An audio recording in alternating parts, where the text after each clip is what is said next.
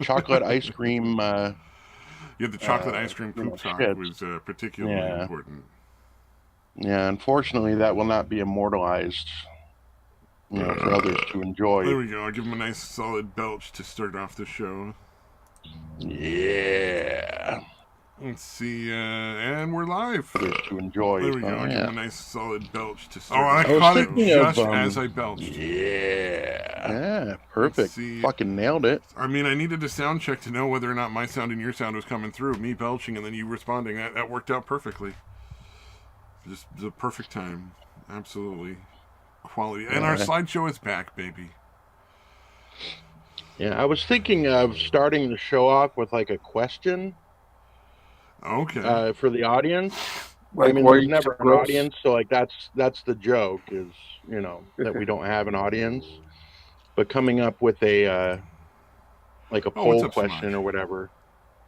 And like the first one, for some reason, the one I wanted to go with is, what's your favorite Primus song? Prime song? Primus. What's Primus? The band Primus. Oh, it's a band. Okay, I don't know. I'm not a heavy metal guy. You're not familiar with Primus? Never heard of fucking heavy metal. You guys have never heard of fucking Primus? Never. You're surprised. You're surprised that I haven't heard of them. I've probably heard their music, though. I just didn't know the band or something. This might help. You've definitely heard one of their songs if you've watched an episode of South Park, because they do the theme song for South Park. Oh. But yeah, they're weird fucking... The music's pretty odd, but I like it.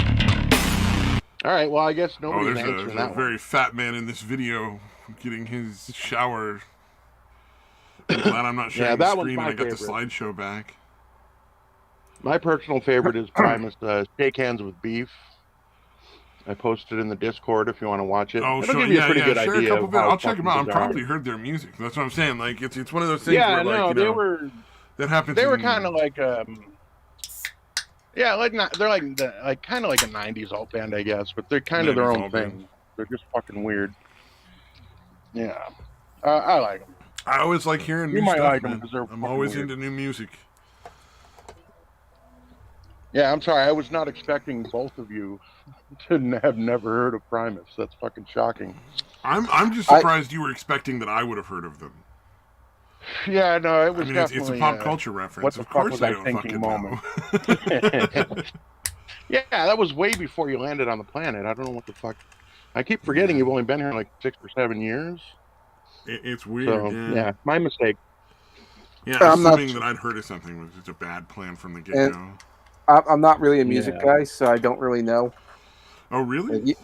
You could tell me like a song. I probably know it. What's the name of the band? I have no idea. That's kind of surprising because you do art, and a lot of artists like to sit and listen to music while they do their pictures and stuff. I'm not that kind of artist. I don't mostly because the only type of music, if you're going to be an artist of any kind, the only type of music you should ever listen to is classical, and that's because there's no words. Fair enough, yeah. Well, yeah, because if you hear something with words, because the words make you pay attention, and so you don't focus. You just focus on the lyrics, and so somebody might not get the.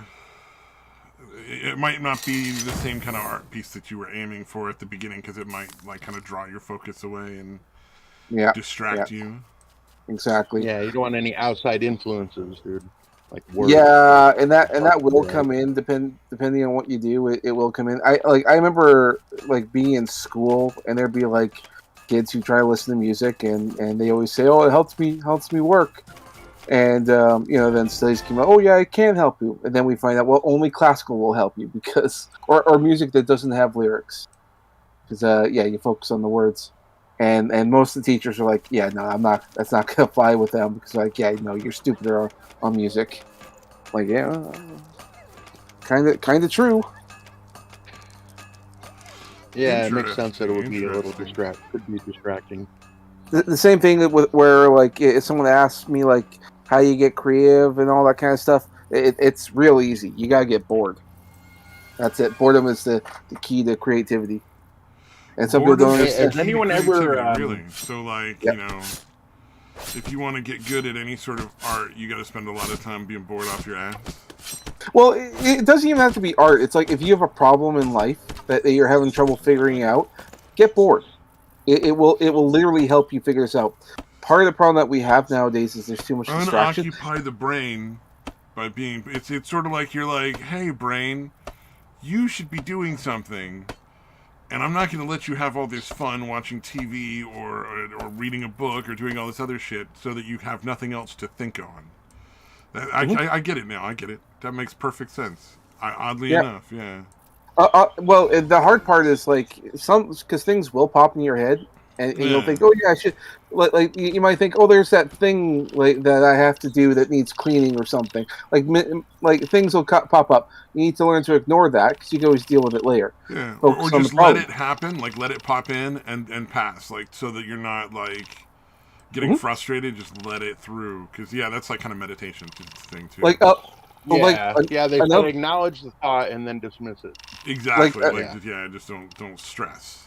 Another easy way to solve the problems in there, because I guarantee we've all been there, is like when you go to bed, you're lying down in bed, and something's been bothering you, and the solution will pop in your head. It'll be like, oh, I'm sure I'll remember in the morning.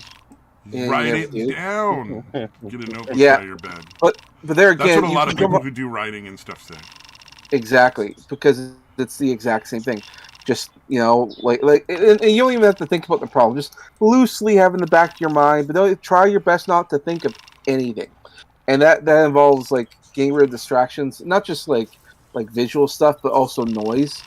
So like if you got like a barky dog in my house, I have birds. It's fucking annoying when we try to be creative. That's why I have noise canceling headphones. Put those on, and let's just say how I solve this again, and then just get bored.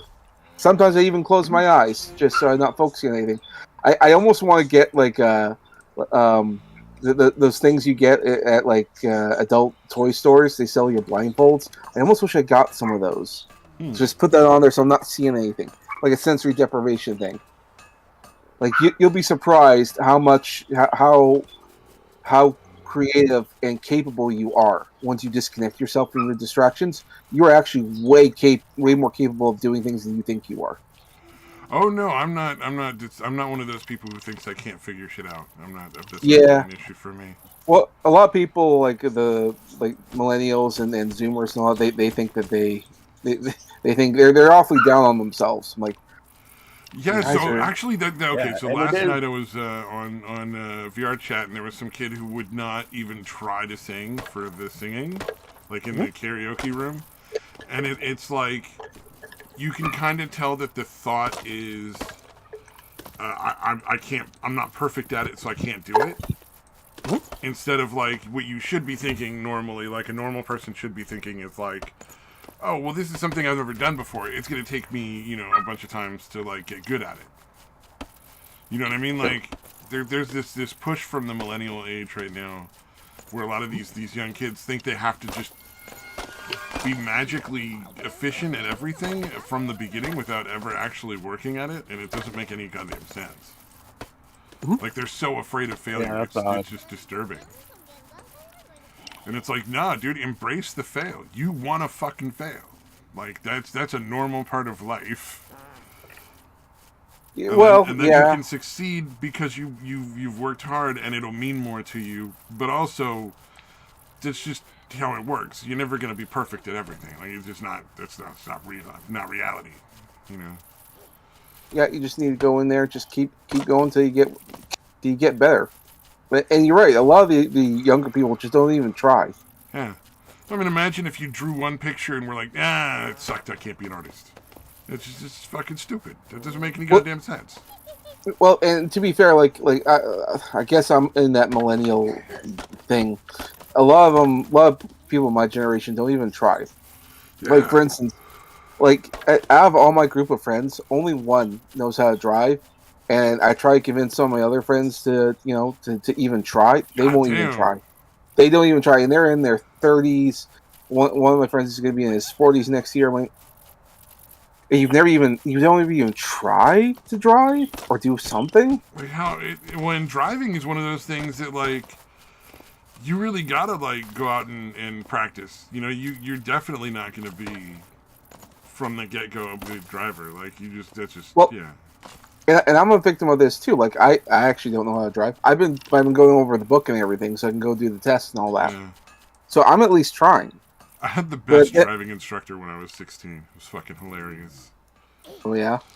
Yeah, this chick was hungover every fucking time, if not still probably a little drunk. Mm-hmm. And fucking, I'd have to take her through like drive-throughs and to go run errands, and it was such a good experience because instead of taking me to some fucking back street in the middle of nowhere where I can't hurt anybody, I got to drive around in like real traffic doing real things that you would normally fucking do. Mm-hmm. And it was with somebody who could like, you know, take over and because they had the fucking steering wheel and the brake on the other side, so she could take over at any time if I was fucking it up. That's nice. She turned her fucking turned a negative into a positive, dude. She turned like her alcoholism into being a great driving instructor. It's ironic, isn't it? You would think like, I mean, she's a terrible person. It turned out to be really good instruction for driving. Yeah, I'm not saying she was a good person. Like, let's not go too far. Yeah. It taught you the importance. She was just a good driving instructor. It taught you the importance of accidentally, but still, the result is the same. Well, it kind of told you the importance of taking charge in the moment, because it's like at any point you're just gonna have to like just do it, get good, jump in there. Yeah, she ain't gonna help you. She fucking drunk. Well, and it was cool because it was experience of driving with other people on the road. So you had that pressure to be like, I gotta pay attention, I gotta be aware of what's going on. You learn to like, you know, check your mirrors and shit. And if you're an idiot, people will let you know. That's what horns are for. Fuck you, they will tell you that they're not happy. Yeah, don't see the horn as a negative. See it as a learning experience. Like, oh, what am I fucking up now? I don't use the horn because I'm angry. I use the horn because people are doing shit that's dangerous. Sometimes I happen to also be angry because what they're doing is dangerous. But my primary thing is usually just like, this is stupid, you need to stop. Like, right now. That's why I'm honking at you. Yeah, understand. Pay attention. You know, like if you're on a fucking just a regular road out in the fucking middle of nowhere, like it's just a 2-lane road, and somebody's doing 15 miles an hour, and everybody in that section road does 50. Yeah, I'm gonna honk my horn. It's not because you're doing 15 and I really want to get around you, because I can pass. You know, there's places you can pass on 2-lane roads usually. Maybe it may take a few miles to reach it or whatever, but you can pass. It's it's not the end of the fucking world. But I don't want to get rear-ended by somebody because you're an idiot. That's my problem. Like, because I'm the one that's behind you. So when that guy comes around that corner at 50 miles an hour and you're doing 15, I'm the one who ends up in the accident and fucking on the side of the road exchanging insurance information or in an ambulance, depending on how hard I get hit. Indeed. There's a lot of people on Highway 1, the coastal road in California. It goes all up and down the beaches. But it's all 2-lane mostly. And you get a lot of RVs that just drive way, way under the speed limit. Really dangerous to do. Because there's a lot of blind corners and shit. Yeah, there are some people who are like overly cautious. Who think, oh, if I drive under the speed limit, I'm fine. Like, but you're overly cautious. It doesn't work that way. Well, and also just as dangerous. And also that you're in a giant thing that you probably don't drive on a regular basis. So there's no special license in the state of California, or as far as I know, the United States, to drive one of those giant RVs that's the size of a fucking school bus. Oh, yeah, you probably should have to have a CDL, like a fucking. Well, you have to have a driver's license. You do have to have a driver's license, but you don't have to have a special driver's license. Nor is there ever a course getting your driver's license for driving big vehicles. See, it's even worse here because like you don't need any special license if you get like a U-Haul, and all they have are those giant trucks. That's like. Oh yeah, it's the same thing. You can drive through U-Hauls here without any license, anything other than just a regular driver's license. You don't have to have any special training to drive that giant ass fucking thing. During our last drive, that's what we had, because that's all they had in stock, and it was fucking big. I thought, oh shit, my mom has never driven anything that big. So. I've driven them several times now because I've moved and I've helped people move on several occasions, and I'm the most responsible driver generally Which is kind of ironic because there was a period where people called my car the Rage Coaster. Oh yeah. Yeah, I used to drive. What was that? That's a 1-lane road? Nah, that's a 3-lane road. You got 2 shoulders, baby. Oh yeah, you're one of those assholes that would pass people on the shoulder. I've done that on many occasions before I got smart enough to stop doing it. You know what I mean? So like, now that you know, after I got up past that phase of being like, I was through that phase till I was like 19, and then I fucking stopped being an asshole. In my 20s, from 20 on, I was like, oh, I should probably arrive alive wherever I'm going. And after that, I was the best driver of my group of friends. Like literally, I went from like the most ridiculously unsafe person on the planet to like the most responsible driver in my group of friends. So I was driving the fucking moving trucks all the time.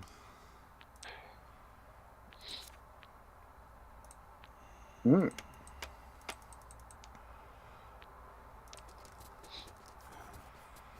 Okay. No. I was terrible, dude. When I first drove, I never passed on the shoulder because that's just a fucking. In my head, that's like just a shitty thing to do. Oh yeah, no, I fully agree. Not gonna argue with that at all. It was a fucking horrible thing that I did. But yeah, dude, when I first started driving, I would fucking floor it everywhere, dude. Yep. All the fucking time. So yeah, that's pretty obnoxious. Yeah, my brother does that still. Yeah. I still remember. No, I've gotten better about it. Driving around with the puppy definitely makes me slow down, and I kind of like drive that way even when he's not in there with me. So that's helped. Oh, your grandson Luke is keeping you safer. My little grandpupper. Yeah. That's fucking adorable. Yeah. I really should record myself driving around with him. Oh, for yeah. insurance I'm probably purposes. freaking him out. I'm probably making him anxious because I'm constantly telling him what I'm doing and what I'm about to do. Okay, I'm gonna slow down now. Okay, here we go. I'm slowing down. Wait, you actually talk to the dog the entire time? Yes, dude. Yes, dude. Oh no. Yeah. Yeah, and he's fine, by the way. Like within the first 2 days, he had it down. Okay, I lean into it if we're turning. Like I don't need to tell. Yeah, dogs pick that up pretty fast. Yeah, that's pretty normal. Yeah, they're unsteady for like the first couple times, and then they're fine. I still do it, dude. Oh, that's hilarious. So I was like, I should set up something to record my fucking dumbass. It'd probably be pretty fucking funny. Yeah, well, I imagine it would be. I do imagine that would be very entertaining. Yeah, if I was my ex's neighbors, just recording me talking to the dog in the backyard would probably be fucking. They're like, listen to this fucking lunatic that lives next door and his fucking dog. This is great, guys. You're gonna love it. He's talking to him like he's people, like the dog's gonna answer him. They'd be like, it's been months. The dog's never spoken once, and he doesn't fucking stop. I don't get it. If the dog could speak, that would just be horrifying. What would it say? If the dog started talking, that would be like, oh shit. Yeah, it's because I thought he was like the Huan the Hound from the Lord of the Rings, dude. Because he was allowed to speak 3 times in his life. So. Really? He's trying to catch the right moment. There's a talking dog it was in Lord from of the Rings? In the Silmarillion. Yeah. I forgot, he was like the Hound of one of the fucking... Yeah, sorry. Should be more specific on that. No one reads the Silmarillion. Silmarillion? I don't know what. Silmarillion. Yeah, it's. I think I've mentioned it on more than one occasion. It's Silmarillion is very what you get slow if you don't read. cook the book properly before you eat it. Gross. All right, we're gonna pretend you didn't say that. But yeah, joke. Yeah. It's a very slow read, dude. So yeah, it takes a while for anything to get going. Like it's good at first. It's essentially like the Bible. It's like the creation story. Yeah. And that's all right. But yeah, after that, there's a lot of stuff where not a lot's really happening, and going into great detail. Makes sense. Yeah, man. Kind of like Tolkien really did fucking original, go ape shit on that. Fucking apparently, like the original Princess Bride had a lot of fucking crazy shit in it that didn't need to be in there. Like 9 pages talking about them preparing to take a trip and all the shit they were packing. Because I guess the guy was like, "Yeah, I'm going to give this to my kid because I So my love this grade book." school teacher was a fucking bitch. She had no idea what the fuck she was talking about. Yeah, 'cause I guess like his dad read it to him or whatever. It's kind of like they do in the Princess Bride movie, Yeah. or his grandfather. Peter Falk reads it to Kevin from Wonder Years. But yeah. And then the kid was like, "I don't know, it's all right, I guess." And then he actually took a look at it and saw like, oh, he was like skipping the incredibly boring, So he vast made a movie sections where of it nonsense. did exactly that. That's actually really fucking cool. But That's a yeah, trip. so it's obviously there's abridged versions of it that skip all that stupid shit, Damn. and it's obviously a really good book. What is it? I read the Neverending Story, the book that Oh it's yeah, based on, and right. aside from a few things, it's not too. It's pretty far off, but it's not like exceptionally far off as far as movies versus books, because there's always going to be some stuff that's different no matter what you do. Yeah. And but what happens is the story we get is like the first section of like several stories. So once he gets that grain of sand at the end of the movie, that's like the second half of the book. And it's all short stories from there on about him going through different stuff in the Neverending Story world and basically making his own stories, which is obviously what they allude to at the end.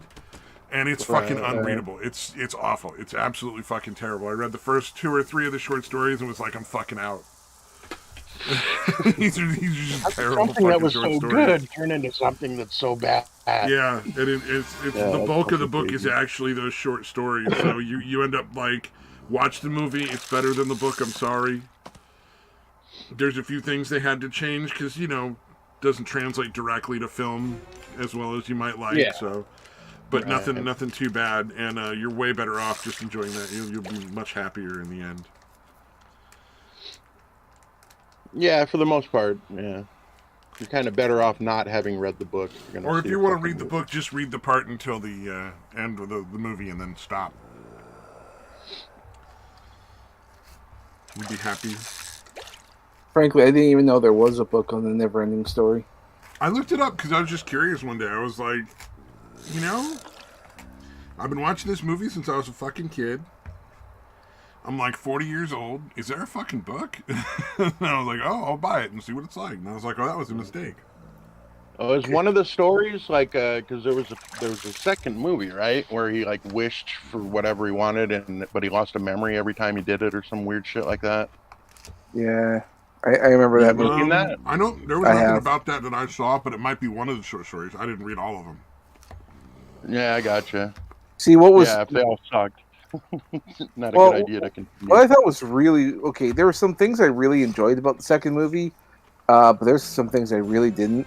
For one, they recast the main actor, some young kid. The thing I had a real problem with this is that this kid, it's boy, had the most feminine looking face I've ever seen on on a kid. Why did you cast that? It's so fucking awkward. It looks like a girl. It's so fucking weird. Yeah. Besides that, there were some things I enjoyed, like the losing of the memory thing. Like, oh, that's a good little plot point. It was interesting. Although the end wish, I was like, really? Okay. Yeah. Real cheesy. Yeah, real cheesy. Yeah. That was the kind of movies that they made back then. So, like, okay. Or they had, like, the city on like, an ocean, but the ocean was acid. And I thought, oh, shit. So, like, like that bird character, like, dropped a feather in it. See, look, it makes it, whatever, it's acid. Yeah. Yeah. It was quite the little story bit there. So, like, there was really cool things. But it was just kind of a man movie, but I don't know. There were things I really enjoyed about it. Yeah, it wasn't bad. It was decent. There was a city in a lake of acid. That was in the book. Yeah. Oh, okay. Yeah, because although how the boat wasn't melting. I don't remember how that worked, but Basically, all the is it made short of glass stories or were something? Bastion being like the Mary Jane style hero of everything. Oh, And okay. that's it goes from one into the next into the next. Like the first one is him in a desert with a tiger, like lion that has no name, or some sort of All magical right. beast that has no name, and like only he can see it. So like it was super lonely. So it's like, you're my best friend now. I As forgot. opposed to Is like his eating name him like it actually eats everyone else. Bastion? Yeah, I was gonna say, what is that? Forgot about that. Is his name really Bastion? Or is it just Yeah. an odd shortening of Sebastian? It's so the book was written. Oh God, how long ago was that book written? A really long time ago, and I think when it was written, that wasn't that weird of a name. Oh, okay. All right. No, I was just kind of curious. But like by Maybe today's his name's standards, yeah, no, Sebastian. that makes no goddamn sense. It's a weird fucking name that makes no one has ever used. What was it? Bastion Balthasar Bucks? Yes, Oh my God, three B's. I should have known. Uh, That was I a love very the. it was an I'm a big alliteration fan of thing. You're right. Yeah, it alliteration. was Yeah. the alliteration joke. well. That was a big thing back in the '90s because like Marvel Comics the same way. It's like Peter Parker. What was the other kind of name? Like the Big Bang Theory made a whole bit about that. How the names all like first and last names all had the same letters. Trying to remember what other what. God, why am I spacing Yeah. on people's The names? the the female leads in Adam Sandler movies are usually the same letter. Vicky Valancourt, Veronica Vaughn, a lot of V's, but usually it's going to be two of the same letters, first and last name. Oh, okay. Yeah, now you know that. Now I know that. It was written in 1979. Oh, okay. All right, not that long ago, dude. Hold on. Oh shit! Wait, when was the Lord of the Rings written? In like the 50s? No, it was the first English translation. That's not when it was written, because I don't remember it being written much earlier than that. Right. The Hobbit definitely came out first, right? He wrote The Hobbit first, right? Mm-hmm. All right. Hold on. I'm trying to remember. I'm thinking it's the 50s, but I want to make sure. Weird. I could have sworn it was written much earlier. Maybe the cover art was just awful. Oh, yeah, the cover art looks like Oh, it's from fucking 37. forever ago. That makes sense. Okay. Oh, The Hobbit came out in 37. Okay, so I was off by a couple decades. All right. So like right as World War II Yeah. was starting? Oh, it was written in German originally, so that's why it's Bastion. That's probably a more common name in German or something.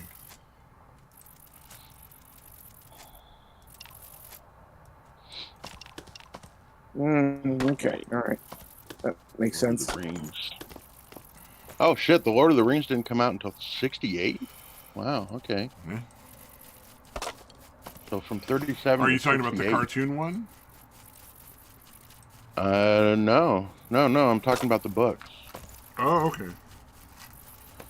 Yeah, the Hobbit book was released in 1937, but then apparently the first oh wait, no, here we go. That's the single volume edition. 54. Still pretty decent. I mean, that's like 17 years. Yeah. Okay, yeah. So they came out individually starting in 54 and then the last, the Return of the King in 50 October of 55. All right. So the 68 was just putting it all into one book.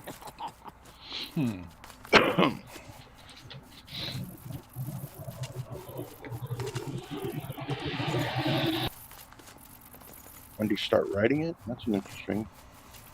So yeah, sequel. So written in stages between 37 and 49. Yeah, much of it being created during World War II. Makes sense.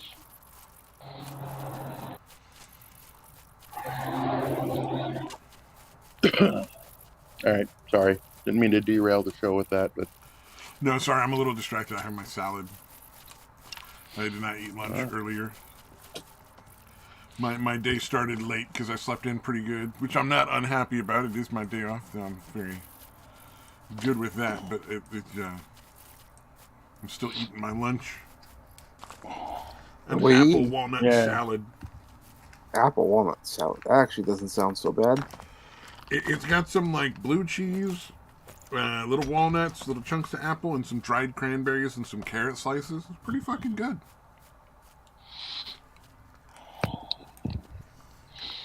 Nice.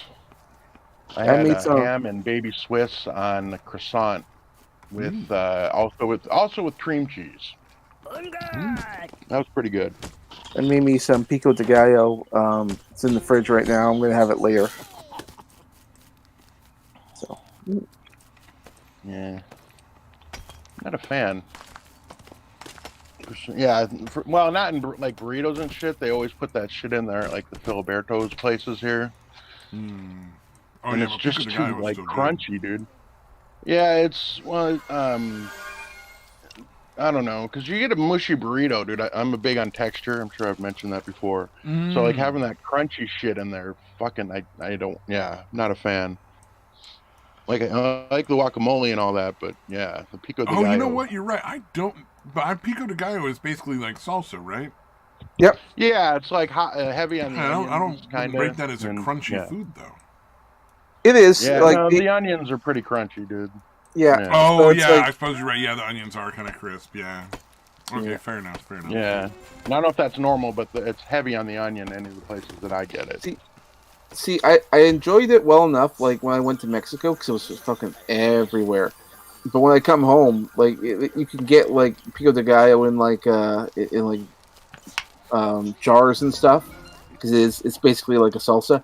It's disgusting. Hmm. I hate it. It's same thing with Yeah, yeah, same thing with yeah. guacamole. Like I had guacamole in Mexico. I loved it, and then I come over here. You can get it in like a jar and stuff. Disgusting.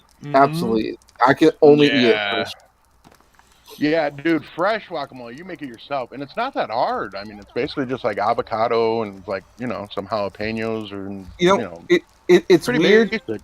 It's not. Yeah, it's not hard to make, but I found it kind of weird because when I was looking at it, like when I was making it, it sort of had the same texture as potatoes in a lot of way, like mashed potatoes. So when you push it together, you add your onions and whatever, and it can't. If you Oh, add, yeah. sorry, go ahead, sorry. Go for it. No, I was just gonna say you just add a little bit of mayonnaise, and it makes it really creamy, really good. Or oh no, not mayonnaise, sour cream, or both. Okay. Yeah, if you put a decent amount of mayonnaise and or sour cream in it, it makes it really creamy and not nearly as like kind of grainy. Go ahead. No, sorry, I cut you Speaking off. of grainy and all that stuff being kind of off, Stabby, I couldn't help but notice when I look at the stream and I look at your photo gallery, everything's just off, like off angle, not centered. There's supposed to be some text that's showing up if anybody says anything or writes anything in the thing. Oh, is that what that's all about? Oh, If I put it okay. into chat, hold on here. Should be popping up. Maybe it broke. Yeah, it looks it's like also it's supposed just to have a thing that indicates when we're talking that apparently is not working. Oh no. Mm-hmm. Yeah, you may have to get that fixed, sorted out. Yeah, I was gonna say, well, maybe just the chat. No, well, no, not even the chat shows up though. Oh, there we You go. said something, right? I Now, think you just said hello. and then I just did a bunch of random shit. Okay, now it's showing up. Okay. There we go. There is an add-on. Oh shit, I'm way behind. Yeah. There is an add-on you can get for Discord and OBS where when someone talks, like their avatar pops up. So if you have like a PNG of your avatar, and every time you talk, it pops up, so that way people know who's talking. I don't know what the add-on is. There was a whole tutorial on how to do it. I mean, if I get more into this kind of stuff, I'll look into it. Oh, interesting. Okay. Yeah. I pulled the picture over a little bit to cover a little bit more. Like, if you ever see any of those VTubers, that's what they do when they go on stream with other people. It's easier than having like two avatars at the same time because that can really, really push the power of your computer. No, I haven't seen that. No, okay. Well, yeah, you probably have a life. So you don't watch many VTubers. Mm-mm. Speaking of which, have you heard about the AI one? Oh, just today. I she is hilarious, but it's exactly what everyone thought. Because you think back to the days with Tay AI, the thing that Microsoft was doing, and then they had to shut her down because people kept corrupting her. Exact same thing was happening. Exact same thing, and as a result, Twitch. I don't know if she was suspended or deleted her channel or something, but yeah, it was the exact same thing. It learns, it interacts with people, and it says some controversial shit. I think what did it? She denied the Holocaust, or she didn't believe the Holocaust happened, and as a result of that, her channel got gone. It's like this is why we don't interact with machines. We'll fucking troll our way into destroying it. Well, what happened was reality. A machine recognizes that that's fucking funny. Mm-hmm. You know what's not funny?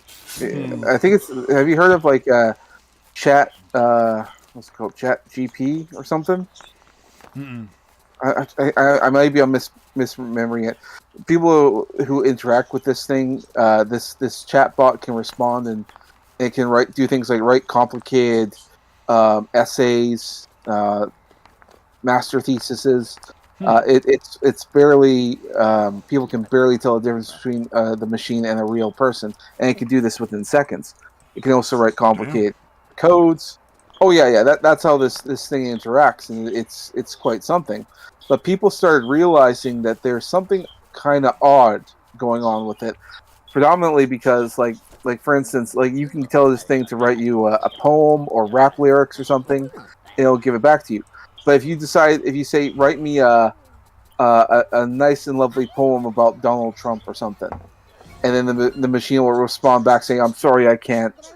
We are apolitical and can't make a message about this kind of topic." But then if you ask it, "Oh, write me a nice." Yeah, but then if you ask, "Well, can you tell them to do the same thing for, let's say, Joe Biden, like write me a nice poem?" It just does.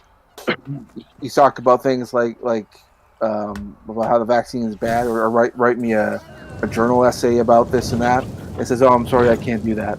Oh, but you can do it about the good things. I'm like, okay. Yeah. So people are trying to figure out is it that it's been manipulated to do so, or is it learning? Very obviously been manipulated to do so. Like, whether it's by humans, like in the natural environment of its development, or by the people that programmed it, you never know. But it's definitely been fucking manipulated.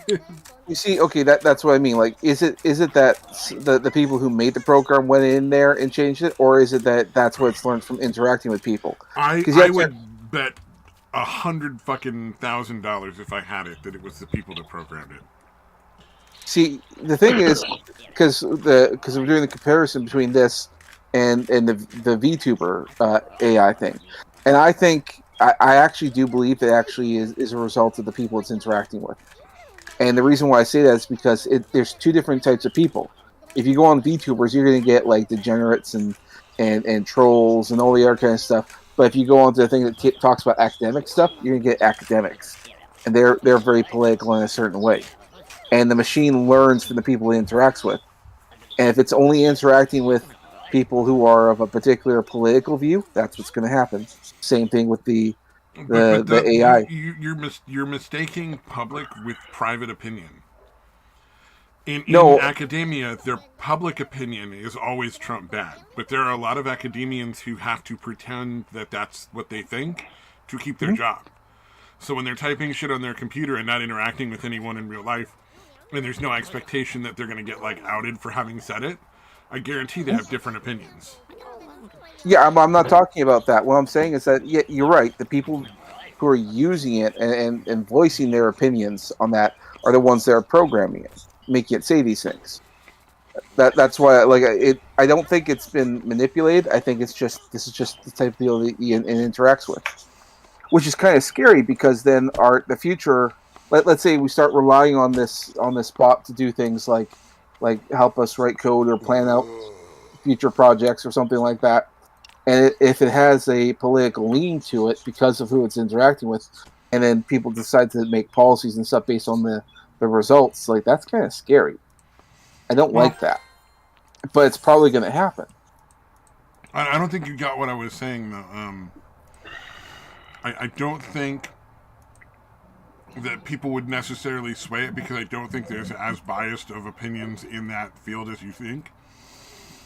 I think there's biasment in like whether or not people will express their opinions. Mm-hmm. I think it's likely that it would have swayed it so far that it wouldn't be able to write anything about Trump, but it would be happy to write it about something else.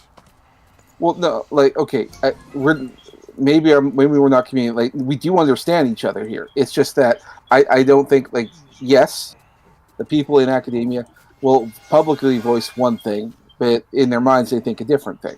I think so when they're talking like that robot and the process where it's being programmed by just being talked to, their name, it's all private, right? Like that's all like behind. I know. So unless that's public, I don't think you'd get as much of a drastic difference in opinion as you would think. Well, like, it would definitely lean left wing, but I don't think it would be so left wing that it would actually cause the robot to just refuse to write anything about one or the other candidates. Well, I think that people who are allowed to express themselves will do so in a certain way, and people who work within academia who pretty much can't express themselves and probably don't. They're probably not even. So then, when they're interacting with the robot AI to program it through all the like just random conversations and stuff that they have it do. Well, I don't know if they're having expressing their real opinion because they're still afraid, even though they're in a private situation. Well, I think most people aren't very all political in the first place. That's what I'm saying. I don't think there would be during the part where people are talking to it. I don't think there would be as much politics as it would take to cause that particular aberration.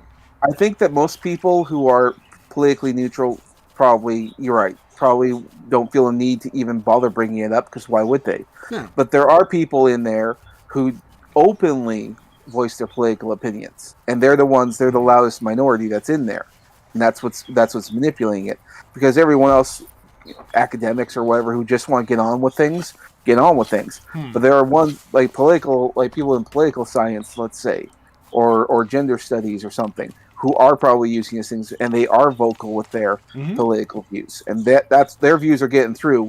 Well, the other people who are neutral aren't getting their views through because they don't care. And that's part of the reason why there's this issue. Yeah, I think it's more likely that it was programmed that way, but fair enough, we don't have to agree on it. Yeah, I mean, I don't know the processes, so for all we know, there is some manipulation going through. Again, I think it's the type of people who are interacting with it. That same thing with the VTuber one. I think the only reason it doesn't bode well. And it's fucking hilarious that they keep expecting the internet not to corrupt these fucking bots. Yeah, and they'll corrupt it in one way or the other. Expectation. Yeah, it's like you didn't think that was going to happen. All right. Yep. Shall I introduce you to the school known as like Hitlerville? Yeah, I don't know how they didn't realize that was going to be by far the most likely thing that was going to happen, dude. That's fucking. Yeah, that's something that's been going on. Quite fascinating. There was an attempt to make an AI robot that would work on your cell phone to keep you from getting a ticket in traffic court. So, like, if you wanted to go fight your whatever ticket, it would help you to, like, not get fucking busted in traffic court.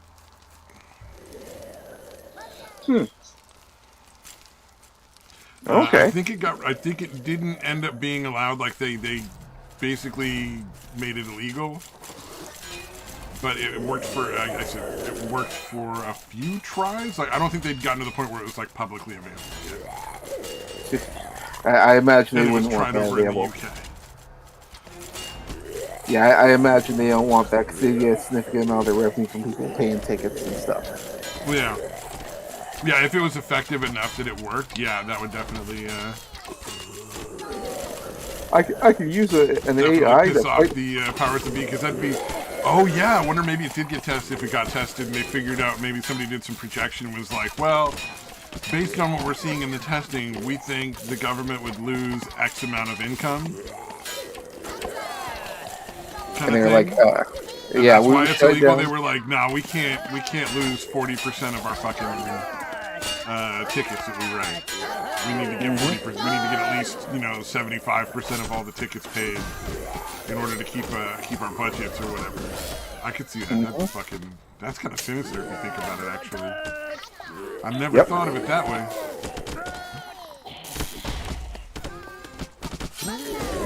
Scary thought. Yeah, gotta give it a think.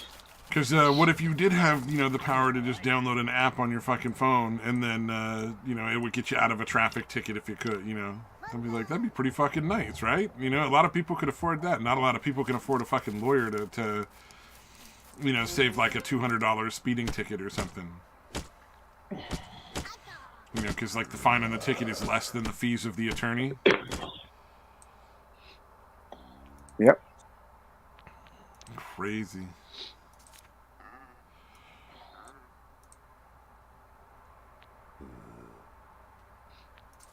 Yep. Yeah. What else? What else? Is there anything else fun going on? That can't be everything. Look at the Discord here. Valentine's Day's coming up.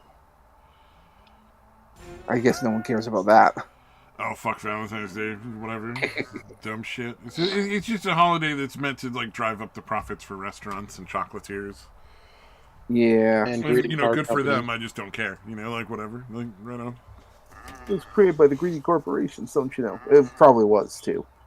No, it really was. It was literally created by a company because they were like, fuck, our profits are down after Christmas. What do? We got to get these fuckers in here buying shit. What if they have to buy something for their girlfriends? And you're like, you fucking asshole. Yep. No, Valentine's Day, I'm trying to think. There's no, like, or is there, like, songs or something for it? Like, No, like there is for Christmas? Yeah, I didn't think so Let's either. get it on. Well, I mean, you could argue, anything about, like, getting it on is a Valentine's Day song. What's that song by Right Said Fred? I'm Too Sexy? That would be the thing to go with. It's getting hot in here, so take off all your I clothes. did not look into it further yet, because I just saw it today. But Prager Uses, they found a bunch of videos about getting children to consent to, like basically YouTube teaching children about consent to, like, sex and stuff like that. I'm not shocked. That YouTube is prone to, like, making it so your kids see that stuff more likely. I was like, that's just really fucking gross. I think it was the Epoch Times just the other day was talking about how there was, like, Facebook was putting in money for various different election stuff during the last election cycle, and it ruled as, like, bribery. And so there's probably going to be some court cases in that regard. Oh yeah, no, I'm sure. I remember hearing about that. That was something. Okay, well, no one's really talking about that. That's a big deal. I haven't heard any. Well, and like you don't hear anything about the stuff that Elon Musk exposed, which is massive manipulation and fraud. Like, I know that there will be investigations and there will be other stuff happening. That the process for that's going on right now. But you'll have to wait for the government to get its act together to actually do that, which is fascinating. Speaking of government getting their shit together, did you hear Tucker Carlson? He had, like, a guest on one of his shows and they were talking about Canada and saying that we shouldn't let Canada become like another Cuba. We should probably invade Canada and liberate them from Trudeau. Damn. And he said, I mean it. And his guest was like, didn't know how to respond to that.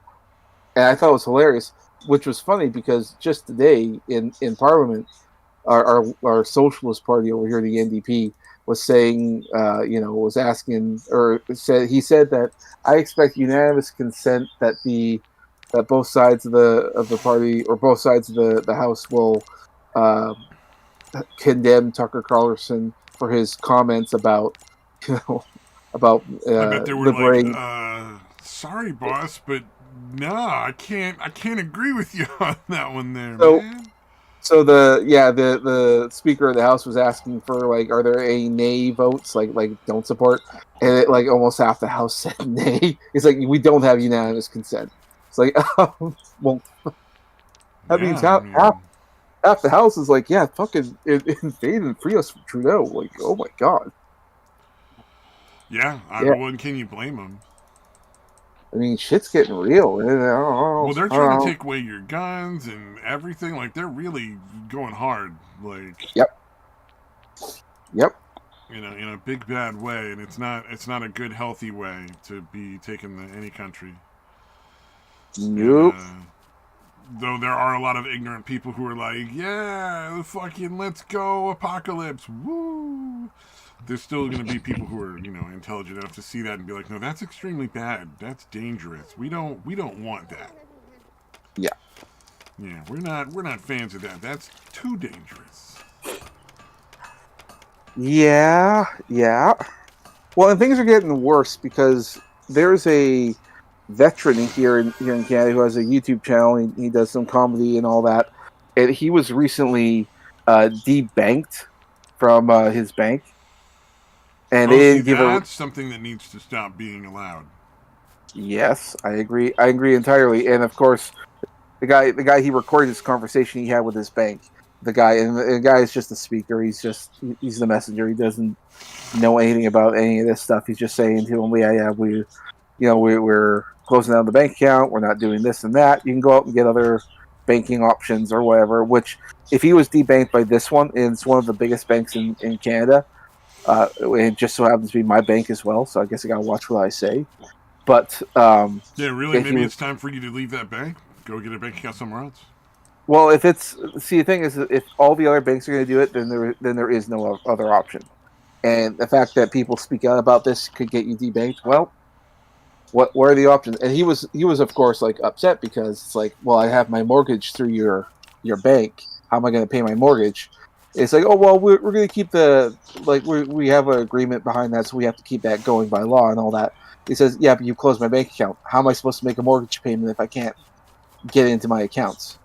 It's like, well, I mean, we know it's going to be difficult, sir, but you'll just have to find a way. And yeah, fuck you. That was helpful. Oh wow, I think I'd ask that question one more time before I started beating his face against his desk until he stopped breathing. Well, he said, like, as of right now, I'd ask him one more time. I'd be like, you have the option to answer me now. How do I make my mortgage payments? Or I'm going to beat you to death in this fucking room, and it won't matter what happens after that because you'll still be dead. Yeah. So it's pretty insane. So the guy's going around. I can't imagine how you walk out of that room like without going to jail. Honestly, that fucking blows my mind. Like, that guy is amazing. Yep. Because they basically just said we're gonna steal your house. Yep. You have no way to make your payments whatsoever. We're not leaving you any way to make your payments. And, eventually we're just going to take your house because you didn't make your payments.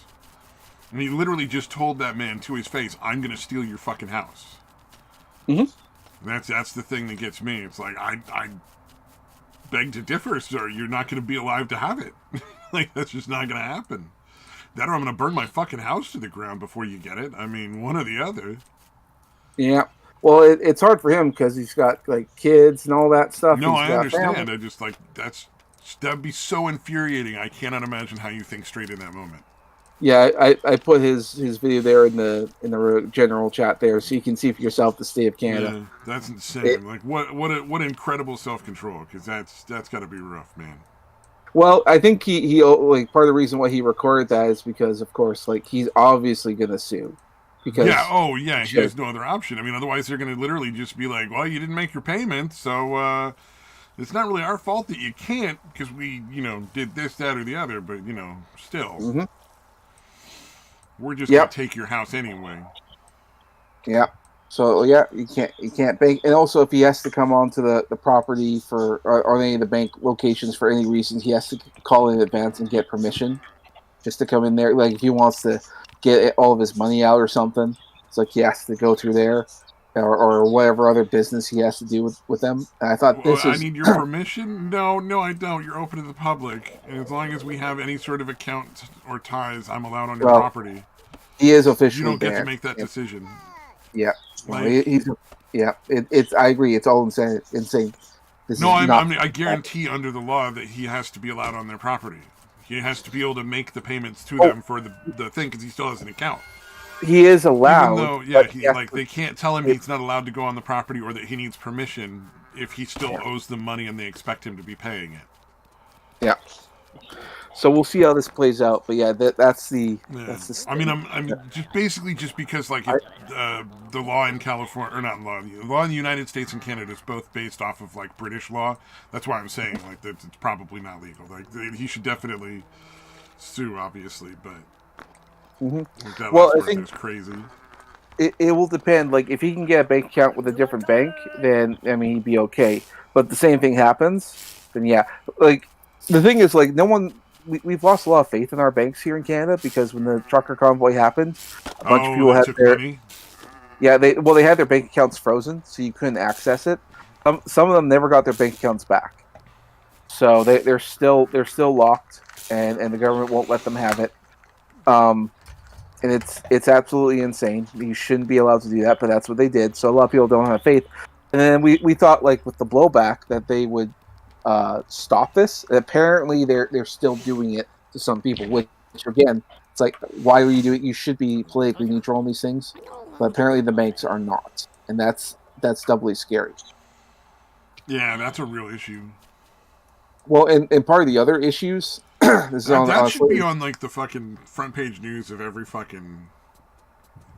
feed, wherever they get the news. That should be like front page, And when they wonder, like when Tucker Carlson says like we should invade Canada and liberate them from Trudeau, and then you don't get unanimous support when they say, oh yeah, we should not allow this.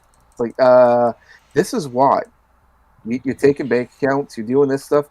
This is why people are not supporting the government. So when you've got a government actively robbing its people, like that's a problem. Yeah, and it's probably gonna get worse before it gets better, but we'll see.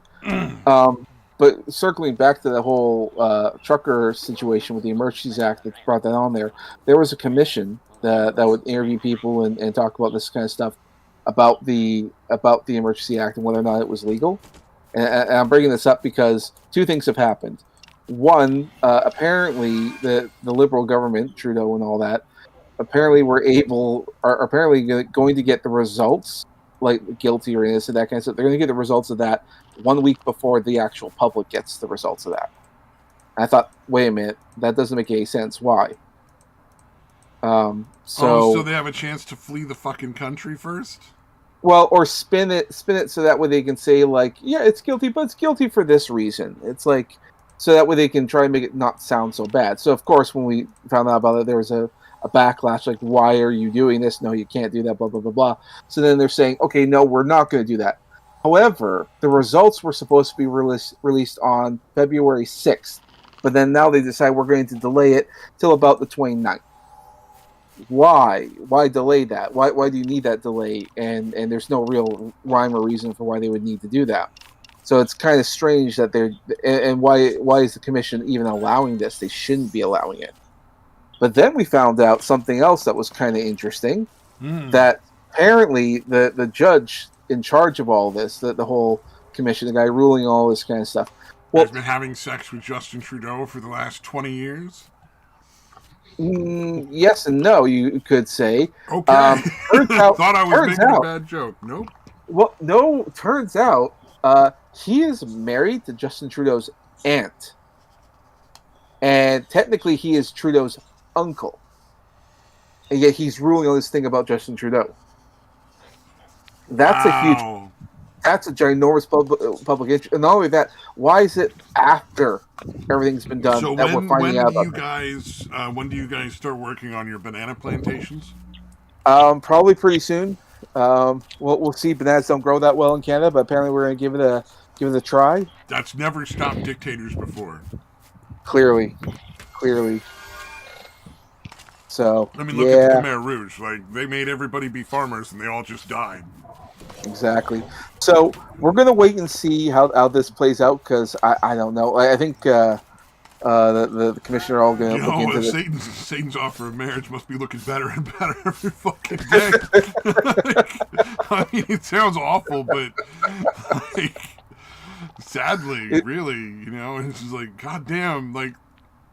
It's weird because in the current state, it's like I can go down to Florida and probably live a fairly comfortable life. However, because of all the shit going on, because even if Trudeau, let's say, was found guilty of the ethics stuff or the Emergency Act, that would be grounds to say, like, okay, we need to have an election. So they might do a vote of no confidence, and then come the springtime, we're going to have an election. In which case, we could get Trudeau out. Because hasn't he been preventing an election for, like, the longest fucking time at this point? So what's been going on is that he has a coalition, if you will, with our Socialist Party here, the NDP, and that's how he's essentially got a majority government because the NDP and the Liberals are together. So that's how he's able to get done the shit that he's getting done. And the NDP said they're going to prompt him up till 2025. So it's like, well, this isn't going to work out. And every single day, new shit keeps coming out, and he keeps getting less and less popular. But like I said, if things get found out that he's guilty of all these things, then it's time to call an election. He can't be allowed to keep going. So, and for all we know, an election is going to get called regardless. I don't know if the Conservatives can do that, but I don't know. They'll see. It depends on how things play out. I mean, it sounds pretty fucking disturbing right now. Did Dave die? Is he still here? Yeah. Sorry, I was distracted for a bit. So. I just was curious because, like, I hadn't heard you for a long time, and I was like, usually he said something by now. I was gonna say, I was gonna make a joke about the uncle being Raul Castro, but I let it go. Probably he's uncle by marriage. He's not uncle by blood. So. Don't worry about that. Oh, that's totally fine then. Never mind. Why are we worried at all? Jesus Christ. I know. God, that's a fucking level of corruption. Who's in charge of that trial to see whether or not your prime minister is corrupt? His uncle. Yeah. You don't see a problem. No, that'll be fine. He'll be, he's a judge. That's fine. Yep. Yeah, no conflict of interest there. Now, I'm not going to get angry. I'm not going to get angry or upset just yet. Maybe there's some misunderstanding of some sort. Maybe there's something we didn't know. Although, given what's been going on, I don't think so. So I'm not going to get outraged. This is just what we've been hearing so far. I'm going to wait and see. But boy, I don't know, man. I think some outrage is probably merited. Well, the outrage is meriting right now. It's not quite ready to surface. But depending on how things play out in the next little while, we will see. We will see. Not to mention, he's actively trying to kill people. Well, with that MAID program, the medical assistance in dying.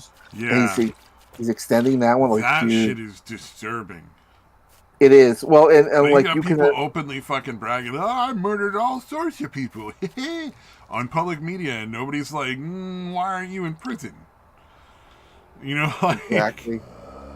Well, and that's probably the other reason why, like, the medical establishment probably doesn't want the Conservatives to win because Pierre Poilievre, he's the leader of the opposition, the Conservative Party, the murder party.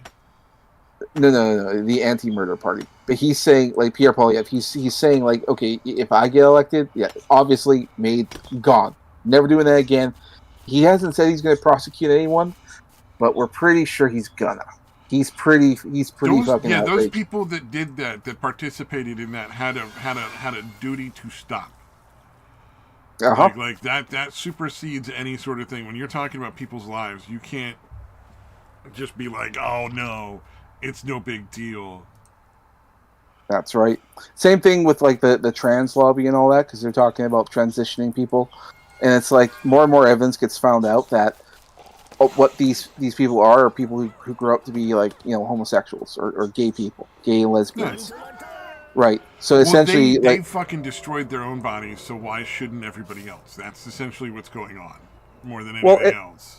not only that, I mean, they get money for that. They get paid Oh, because there's the government. billions of dollars in transitioning people. Yeah, there's a lot of corporations making a lot of money off of that, man. The people that make the hormones, the medications, all the medical equipment, the clinics that do it Dude, get a lot of money from the government. It's fucking disturbed.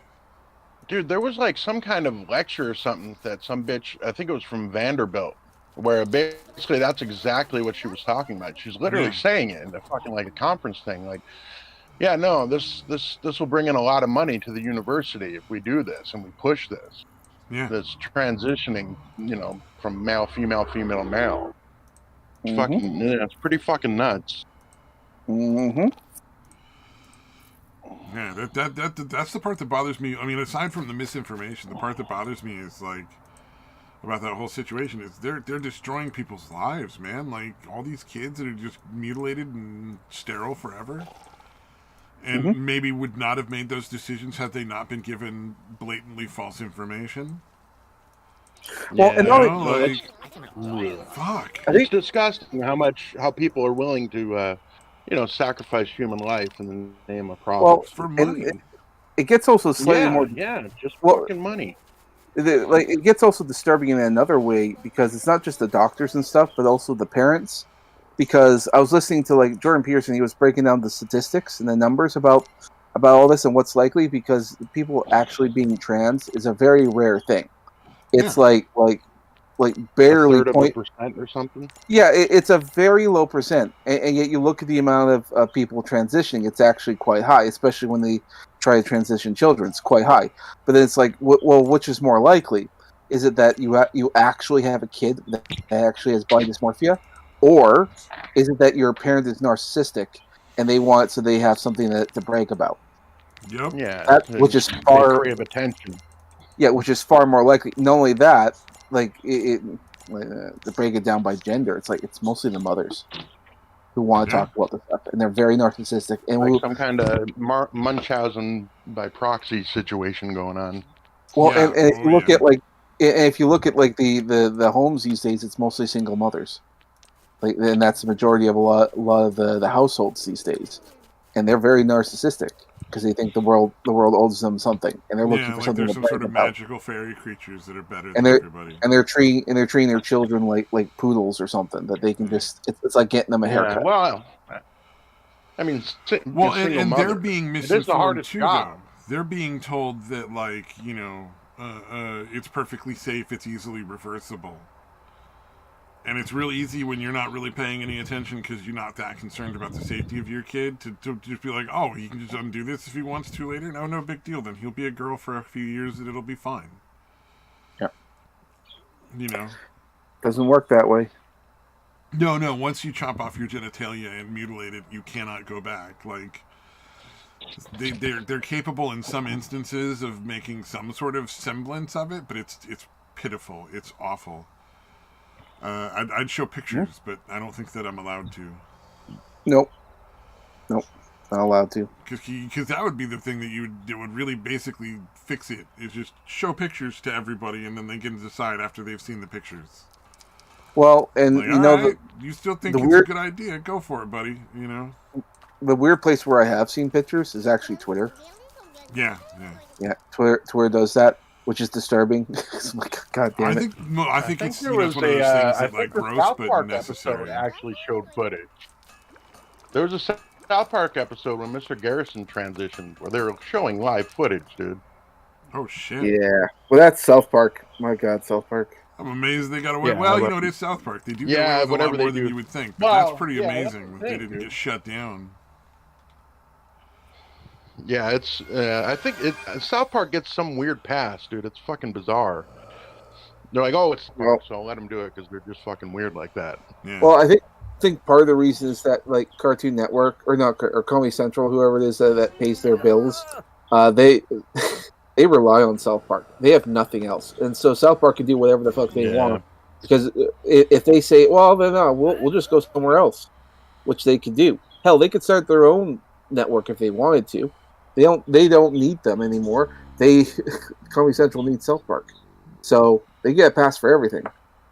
Weird. I mean, there is a like they do have some flex, because I think there was like one episode when they wanted to tackle the Prophet Muhammad, and they just weren't going to do it, which is weird because like in the early years of South Park, or mid the years or whatever else, they actually did portray the Prophet Muhammad, and there was like no outrage or nothing. It wasn't until they realized, oh, outrage gets us talked about, then they're like, okay, now we're scared. It was like the yeah. yeah, because we remember all the riots and stuff that happened before. It was like absolutely ridiculous. Oh man! Oh wait, yeah. Wasn't it Texas where they had some kind of art contest, like a Draw the Prophet Muhammad art contest or something like that? And that's that. I think that's still going on. It was a magazine. It was a magazine that did that, and then the publisher got murdered. Oh, Charlie Hebdo. He got fucking chopped up with some axes. Yeah. Yeah, they attacked the Charlie Hebdo headquarters. Yeah, that some guy came in there with like guns and stuff, and then they started, not showing any of that kind of stuff. And no, there were no guns. They literally came in with, it was either an axe or a machete, and they fucking murdered people. No, the one in France, the Charlie Hebdo, that they did bring in guns. Oh, okay. I thought it was straight up just like chopped him up with the machetes. That was a filmmaker. I can't remember his name. Okay, so there was somebody that happened to. I'm just kidding. Yeah, fair enough. I knew that it happened somewhere. I just, I didn't. There's plenty of stuff like that. They look for any excuse to do stuff, but when they realize that when you act in a horrible way, people will get talking about you. And then the real problem is that they spin it to say like, well, it's because of the hurt and the offense, and so it's because we're racist or whatever else. Oh yeah, so if you say something racist, it's perfectly acceptable to just go chop that person up with a fucking axe. Yeah, and then they're trying to say that, and then they wouldn't, which is absolutely insane, because that was the one thing, like back in the early days of like atheism and all that kind of stuff. Like I remember Christopher Hitchens. He was a guy who was big, and he was talking about he was talking about all that kind of stuff, because look at the outrage that went on there, which was the culture that they used to beat on religion, to say like look, if religion makes you act in this way, then the religion isn't good. Which it's not necessarily true of all religions, but it's like at that time it was pretty heated. Yeah, no, religion is terrible. Well, it's not always terrible though. To be fair, like it is kind of annoying, but sometimes it's not bad. Yeah, I think overwhelmingly a net negative, I would say, though. Well, not overwhelmingly, but net negative, I would say. I think it depends, and it also depends on like the culture in your area, because not like you can have someone that's like a very laid back Christian. It's like, yeah, I believe in God, so what, and blah blah blah blah. They get someone here saying, yeah, I believe in God. You best believe it too. It's like it's very different kind of beliefs. It's really hard to siphon between them. But then again, I mean, if you don't like your church, go find another church. If you don't like how one group treats people who are not, that's how much people really truly believe in religion. I mean, yeah, fair enough. Christian, but that kind of Christian, that's too Christian for me. This Christian is Christian light. Thank you very much. Less filling. See, and I got no problem with that. If you want, like, if you can call yourself Christian but still be like, laid back, kind of cool, say, yeah, live your life however, leave me alone. It's like I got no problem with that. I don't care if they believe in something. There's a lot of weekend Christians or Sunday Christians, as it were. See, there you go. I mean, like, so long as it's not interfering in any negative way, I don't care. I think religion has been a net positive. And I think people really, really sell it short because they only think of the atrocities.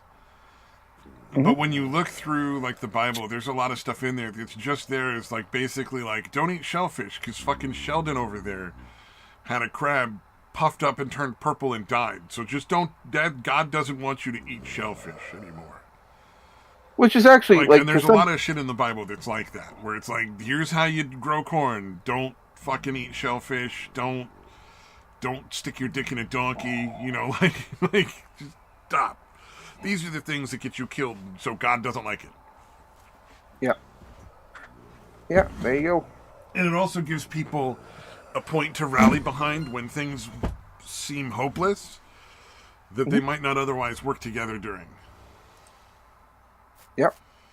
I think there's a lot of good things, and not only that, like, not just like from back then, but also like from community building and all that. I think there's some good things, but it's been browbeaten pretty hard over Well, the years, there's an especially. there's an almost equal amount of bad stuff. It's, not just because I think it's a net positive doesn't mean there isn't any bad things, and that we wouldn't be better off now that we understand a little more as a society, being like, we understand why we work together as a group. We don't need to have this religion where God tells us we have to. Yeah, We understand why you don't steal from people, why you don't murder people. We get it now. We understand that morally that's incorrect. Mm-hmm. I think one of the things that hurts a lot of religion, in for me anyway. I don't know. I mean, for civilization as a whole, pretty big. But go ahead. I stopped. I was just gonna say, like, some of the things I don't like over time is like it does some cringy stuff. It's kind of funny, but at the same time, it's like, ugh. Like there was one I remember seeing of like someone did a very good piece of art talking about, like, it was Goku from Dragon Ball Z. It's like a 2-panel comic. It's like, my life is so good, and the only reason I do is because I get on my knees for the Prophet Muhammad. And I'm like, oh god, why would Goku do that? I think it's funny that people keep poking fun at fucking Islam. Well, I think more people need to burn Korans and talk shit and make fucking Muhammad dolls until they just give up. I mean, probably. Just be like, eventually they're gonna be like, we just can't kill everybody. Sorry. I would say something like that, except I live in Canada, and we brought in, like, it's like an easy get into Canada free card if you're a Muslim, and we've had an explosion of them in my country, and it's kind of scary, especially in my city. Like, what really bothered me is because we like in America we have like a separation of church and state. Like, no tax dollars are supposed to go to the building of any churches or nothing like that. But Fine, they go to building fucking, what do you call it? Mosques. Yeah, we have a bunch of mosques that got built in here with taxpayer dollars, and I'm quite upset about that. It's like, well, they put a fucking mosque at ground zero when fucking where 9/11 happened. At the fucking buildings that got torn down in New York. Wait, did they? Yeah, they built a fucking mosque there. That is fucked up. We should, as a society, burn that mosque to the ground and piss on it, so that the only thing that's left is a reminder of it. It's a fucking pile of rubble. Well, it is New York, and a pile of rubble that's shaped to look like the Prophet Muhammad. Yeah. New York has gone absolutely insane. Like, the shit I hear about with New York, it's like we got. Like, first of all, I like the idea of liberating Canada from Trudeau, but you guys can't fucking liberate New York and California. Although, from what I've heard, they're trying to get Gavin Newsom to run for president, and I don't think that's a good idea. Oh, that would be. I'm gonna tell you right now. I've seen enough videos of Justin Trudeau and of Gavin Newsom. They behave almost like the exact same person. It is terrifying. The way they talk, the way they behave, the way they stand, the way they move, the way everything that they do. It's like they're the exact same person with a slightly different face. It is scary how much these guys are the same. Maybe Castro got on with more than just the Canadian girls. I don't know. Yeah, no, that whole thing is pretty fucked up. I don't know. Yeah, but Trudeau was in California like a year or so ago, and they were like next to each other. I'm like, dude, you guys look too much alike. Like body language wise and everything, they're exactly the same. Fucking Christ, dude, I don't know, it's scary. But anyway, I go more with my conspiracy theories about Trudeau and Castro, but I actually have to head out, so I'll talk to y'all later. Oh, right on. All right, thanks for stopping by. No problem. Out of gaming for us. I will. Thank you for tolerating all my ranting and raving. All right, bye. Peace. Oh man.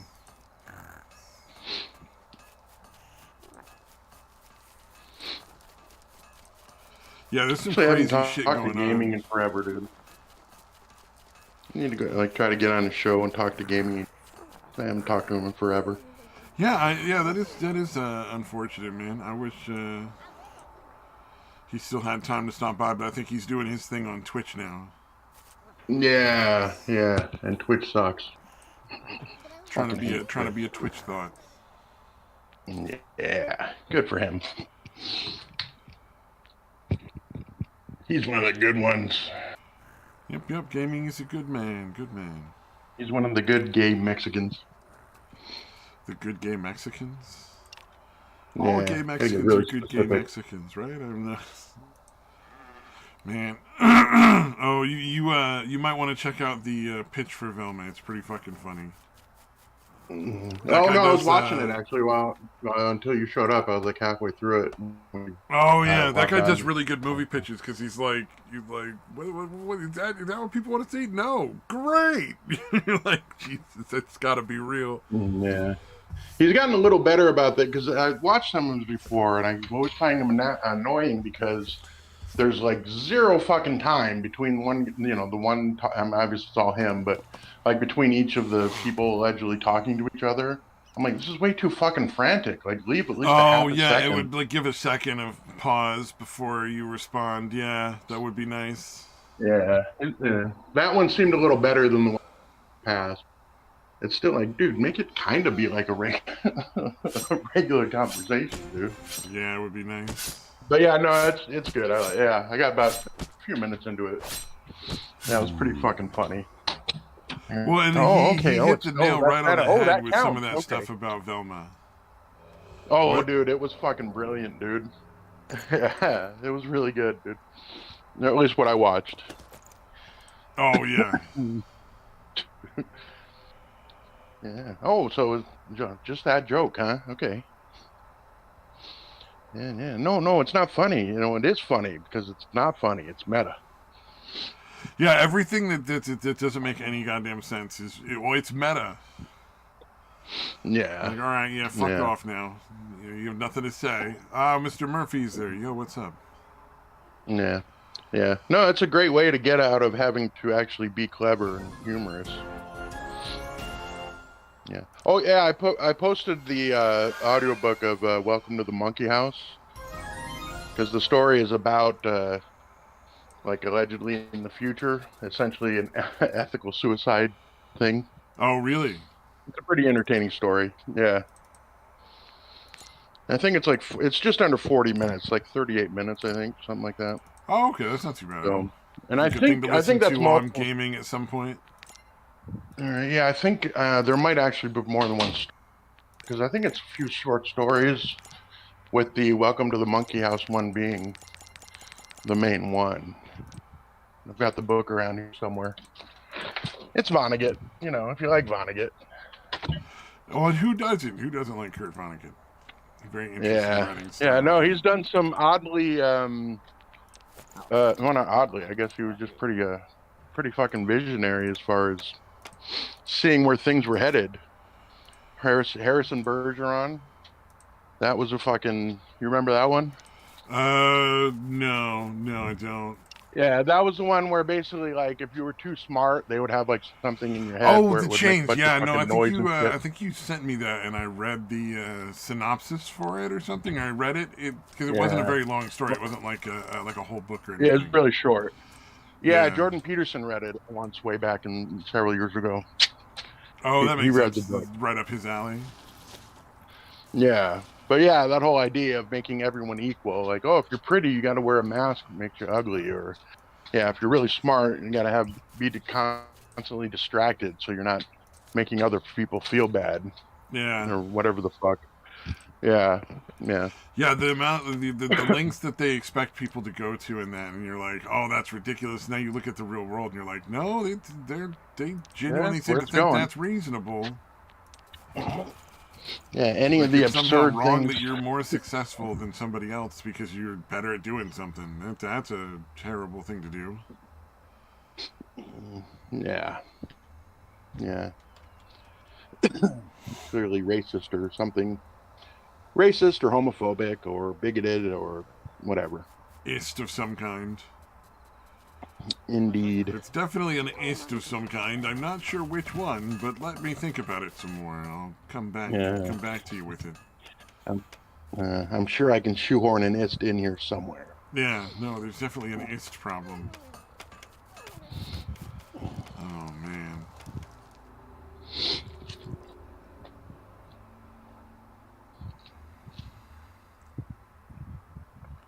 Yeah, it's weird. I didn't realize that because Breakfast of Champions is one of my favorite Vonnegut books, and Oh yeah, had no idea it had been made into a fucking movie. really? Breakfast of Champions is a movie. I've never read the book, Yeah, so I don't yeah. have any experience with that. But no, that's weird that it would be. I've never heard of a movie called Breakfast of Champions. Is it? What's its name?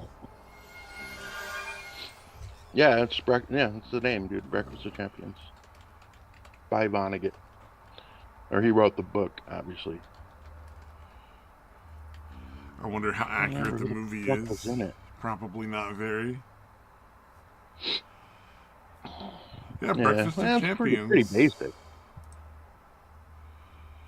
Dwayne Hoover, a car salesman who is the most respected businessman in Midland City, Indiana, is on the verge of a nervous breakdown, even attempting suicide daily. His wife Celia is addicted to pills, and his sales manager and best friend Harry LeSabre is preoccupied with his own secret fondness for wearing lingerie, worried he will be Oh, Bruce discovered. Willis. Bruce Willis Meanwhile, a played Dwayne little-known Hoover. science fiction author, Kilgore Trout, which is Vonnegut's like him in every he's in every story as Kilgore Trout, right? Yeah, yeah, I Is love that hitchhiking character. across the But United yeah, States to speak at Midland City's art festival in search of answers for his identity quest. Hoover decided to attend the festival. yeah, he was invited to it Let's in the see, book by Bruce Willis, Nick Nolte, Barbara Hershey, Omar Epps is in it. Albert Finney, Owen Wilson. Wow, yeah, Uh, Omar Epps, Buck Henry, Will Patton, Michael Clark no. Duncan was in it. Okay, I wonder. Michael Jai White. Holy shit, dude! Kurt They got a Vonnegut lot of Jr. fucking well-known. is in there. Oh wow, all right. They've got Interesting. a lot Okay. of well-known fucking actors here, dude. Jesus, I don't know Definitely how I gonna leave never that heard open about it. because that's on my list of shit to watch now. All right, cool. When the fuck did this come out? Hold on, 99. 1999. Yeah, it's about 20, a little over 20 years ago. 22, You could 23. never get a Kurt Vonnegut film out now, though. Like, let's be fair. Like, that would just not be Yeah, acceptable yeah. in any I'm way. shocked that. Yeah, I guess not. I mean, Vonnegut's, he's been a well-known author for a long time, so it shouldn't be that surprising that there's that many, well-known movie stars willing to be in a movie of his. Oh yeah, he's enough of a rebel that people would be interested, even though he would probably be very much against the sort of wokeness that's going on right now. There's a lot Yeah, of people who are yeah, just clueless enough to think that, like, oh, Vonnegut rebel, he'd be into me. yeah. Like, no, Yeah, he'd well, he probably was a want to shoot you with liberal. a rifle because he'd fucking Yeah, hate you. Your conformity well, at its he was a worst. liberal when liberal was still a good thing. Yeah, you know? Yeah. yeah, which definitely has not been for quite a while. Oh shit, it's on Netflix? Holy shit. I don't Oh, know if then it it'll still definitely is. be on any one of the sites I watch movies on that are not illegal. I don't know. Oh, Amazon Prime too? Okay, cool. All right, so yeah, I gotta watch. I've seen clips of it, but I haven't actually watched the whole movie. We'll check Surprised it you out. never looked. Yeah, that is odd, considering how much I enjoy Vonnegut's writing. I'm afraid we're gonna have to revoke your Kurt Vonnegut fan mail card or fan card. We no longer believe you to be a fan of Kurt Vonnegut. Yeah, you're not a real fan. No Breakfast Yeah, of Champions was a movie. yeah, we're not tolerating your kind around here no more. And I wonder if there are like Vonnegut cons. If there's a Vonnegut con, I'd love to go and just say, "Oh, there's been Vonnegut books that are made into movies." Wait, there was a Harrison Bergeron book or movie? Vonnegut wasn't the drug one. That was the other guy. The one Hunter Deadman S. movie Thompson. about. I can't remember his name. Yeah, Hunter S. Thompson. Yeah, Hunter S. Thompson.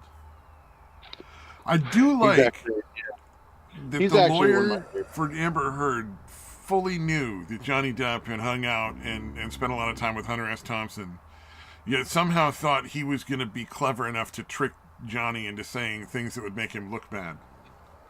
Right. I was like, you he hung out with Hunter S. Thompson like for a lot of time. Like they were really good friends way after the movie. Like Yeah, Vonnegut yeah. had Johnny Depp take care of his fucking body when he died. I mean, like that's like And you thought you were just gonna make him look dumb. All right, good plan. Good plan. Yeah, it was pretty fucking delusional, dude. All right, so yeah, Harrison Bergeron is a movie, dude. Holy shit. Mother Night, that was a good one. That's a fuck. Yeah, actually, I've seen that one. I've Mother read the Night. book, and yeah, Mother Night's a really good one, dude. The movie's good. Nick Nolte plays the main character in that one too. Yeah, it's basically about this American dude that had moved to Germany like shortly before like the rise of Hitler and all that shit. And Oh, he he's ends up being like one of the propagandists or something.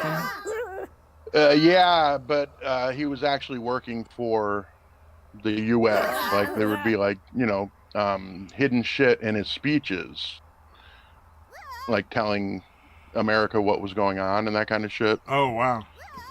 Yeah, So he but he had to was be also like, a I'm very, writing very propaganda and the right propaganda. speeches at the same time. That's got to be a scary fucking Yeah, job right it's there. fucked up, dude, because like his handlers, like the guy that his handler died, and nobody knew, nobody else was aware of the connection, so everybody just thought he was a fucking an actual Nazi and shit. Oh damn. Yeah, yeah, and then at one point, like I think it was like his wife's dad or something. He was like, towards the end, it wasn't even Hitler or anyone else. It was your speeches that inspired me to keep going and keep, like fighting. Oh no. So like, dude, it's seriously fucked up, dude. It's a great fucking movie, dude. Great, great, whatever story movie. Because like I said, I've read the book, and saw the movie. So it's not based off of any historical fact. It's just a fictional thing. Yeah, yeah. Because it would be I believe. interesting to Well, have a I don't movie know that about like for sure. Hitler's propagandists. That would be an interesting thing to just learn about in general. Yeah. What were the people that actually did it like, and who were they, and where did they come up with their ideas? Mm. That's pretty nuts. Doubt Slapstick. you'll I don't ever remember find the information, but it would be cool to have nonetheless. that. All right. So apparently there's like 7 movies based on Vonnegut's shit. Damn. Slaughterhouse 5. That's an interesting one because that was basically,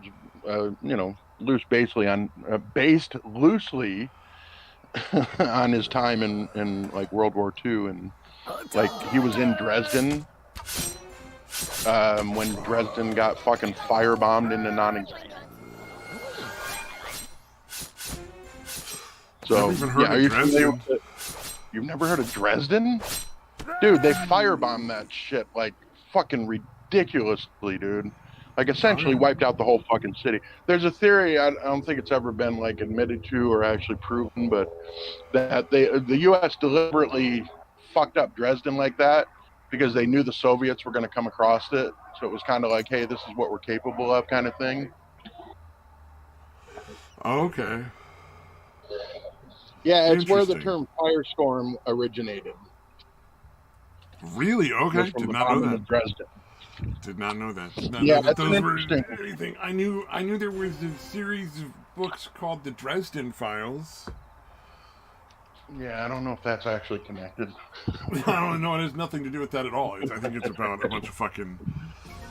It's about a wizard, if I remember correctly, that like goes out and does wizard shit in like the modern world. Oh, so it's kind of like a mixture of like maybe the X-Files and Harry Potter or something. It's no. I read the whole series. No, it's not any of those at all. No, So that's a it's set very in bad like say characterization. like the 90s, the 80s or the 90s. Right. Roughly time period, because cell phones aren't really a thing in the book. So it was before cell phones were like ubiquitously everywhere, or just written without them being talked about at all. Right. But essentially, it's like he's like a wizard detective, like from the old detective noir kind of style films. Okay.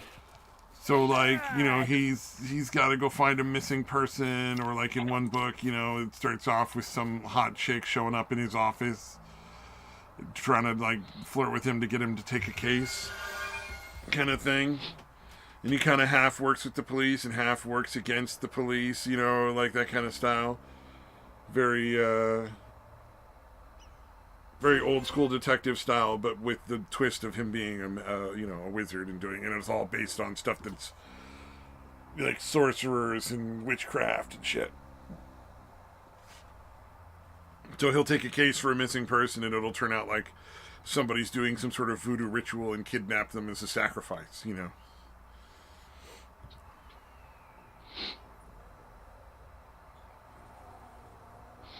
All right. Trying to look up trying to look up something on bombing of Dresden that's relatively short. And actually, it had one of the most interesting breakdowns of vampires that I've ever seen. Where there were like different kinds of vampires. So there were like the standard vampires who would drink a little bit of somebody's blood in order to survive, and they were, you know, essentially like immortal and undead.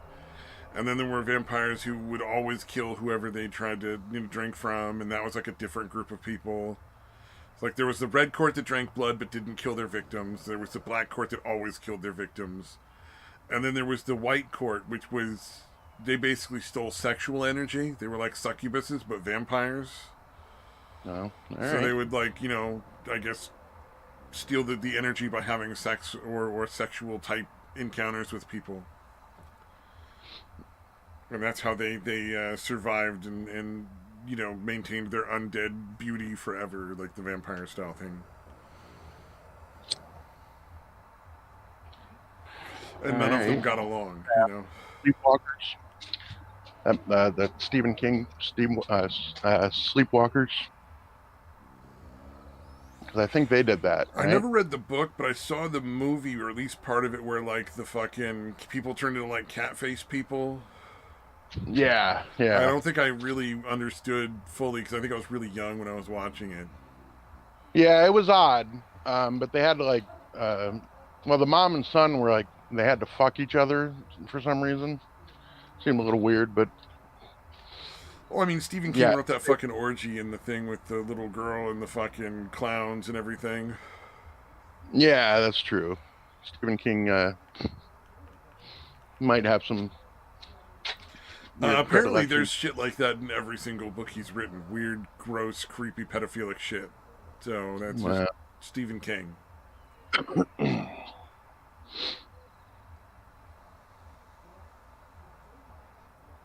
All right. So I put a couple options in there. I haven't watched either of those, so I just kind of looked up bombing of Dresden and picked a couple videos. One short, one long, or well, one's like 9 minutes, not too short, but.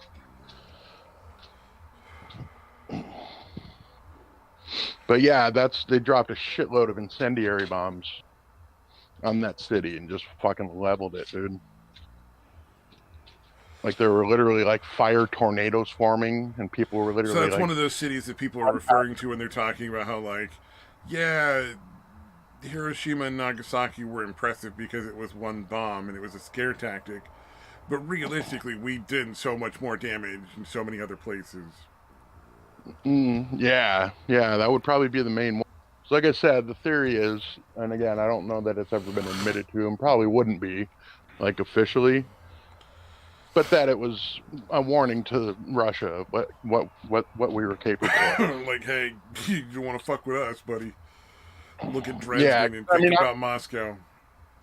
Yeah, because I mean, it was already pretty much the war was winding down. It's clear that we were all going to win. We were technically still allies with them, but we knew where they were advancing from. They were going to come across Dresden. You know what I mean? So we left a message. Yeah. Like, we don't even need nukes. Look at this shit. Oh, yeah, well, I mean, look at General Sherman. We've done that shit before when Lincoln started the Civil War. Yeah. Yeah, it's some fucked up shit that goes on during wartime. It's kind of like, it's most likely true that we allowed Pearl Harbor to happen. You know what I mean? Oh, yeah. So we could get into the war. Yeah. Oh, yeah, that's probably very true. It'd be weird if it wasn't. Yeah.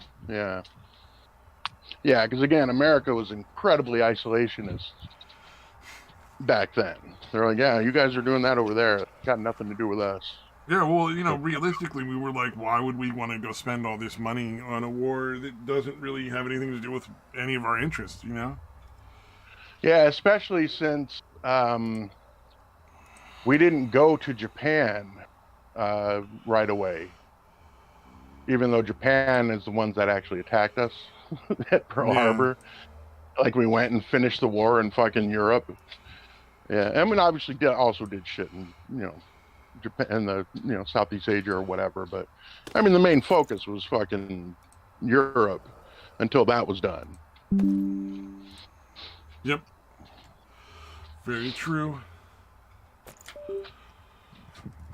Although I think we should have burned Moscow to the ground. Yeah. Oh, there was definitely discussions. Didn't Moscow end up getting burned to the ground by the fucking Russians? Mother Gothel had nice jugs entangled. All right, thank you, Mr. Murphy.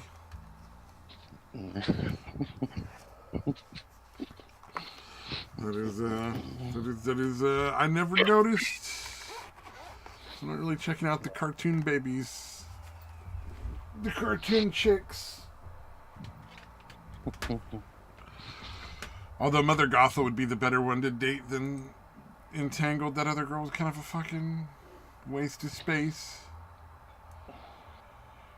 Kind of boring, just waiting for everything to happen to her. She's like, let's fucking do something.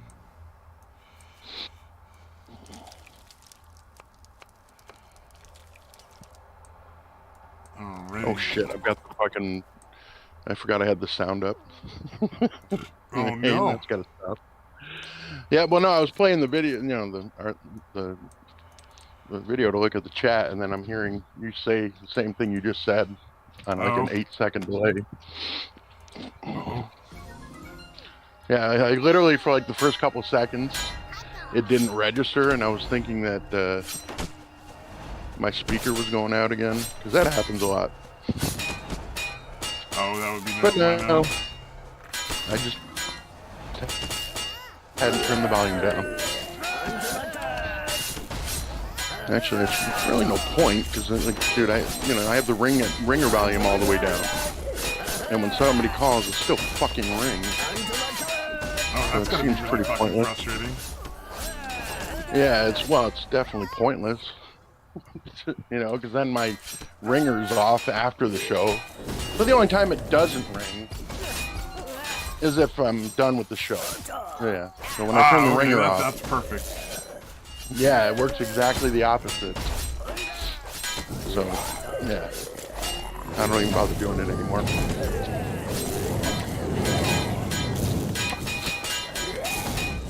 I'm just watching the slideshow.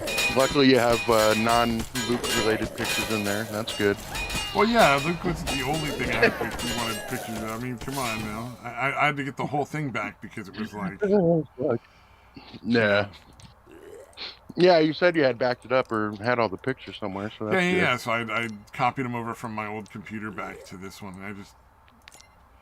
It was a pain in the butt. I had to break out the fucking external drive and hook it all up and like copy the pictures and bring them all the way over. But I'm also just really lazy.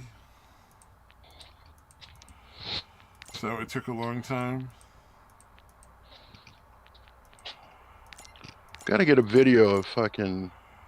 Every once in a while, the dog fucking... for no reason whatsoever, he'll be like somewhere. And he'll just like stop and start staring at me. And somehow it gets into his head that I have treats all of a sudden. And he just fucking rushes me, dude. Like he'll stare at me for like 10 seconds. He thinks like... just fucking rush me. Oh, now's the time for me to go get some snackos. He'll start running and jumping on me. I'm like, dude, what the fuck is wrong with you? Weird. But yeah, it's pretty funny because he's just, bam, staring, and then fucking rushes me. Oh, maybe he's high. You're gonna have to have a talk with Luke about doing drugs. Yeah, he eats anything in the backyard, so it is possible that he's eating something. It's getting him high and getting the munchies. Get Like, all right, no, he's magic definitely mushrooms got growing treats. out there. Yeah, there can be no other reason why I'm suddenly craving treats other than he now has treats. Yeah, exactly.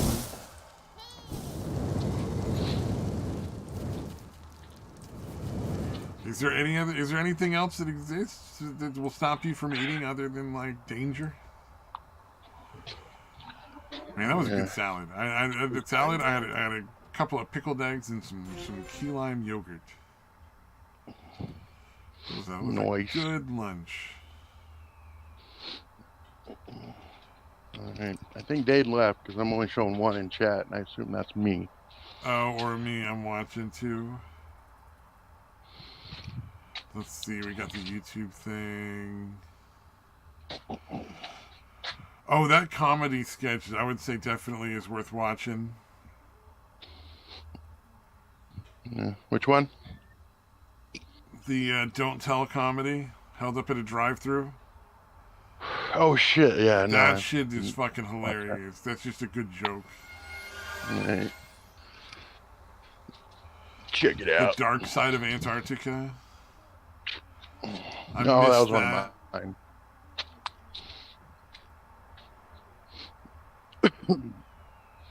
Oh, that was right. Yeah, Antarctica's weird.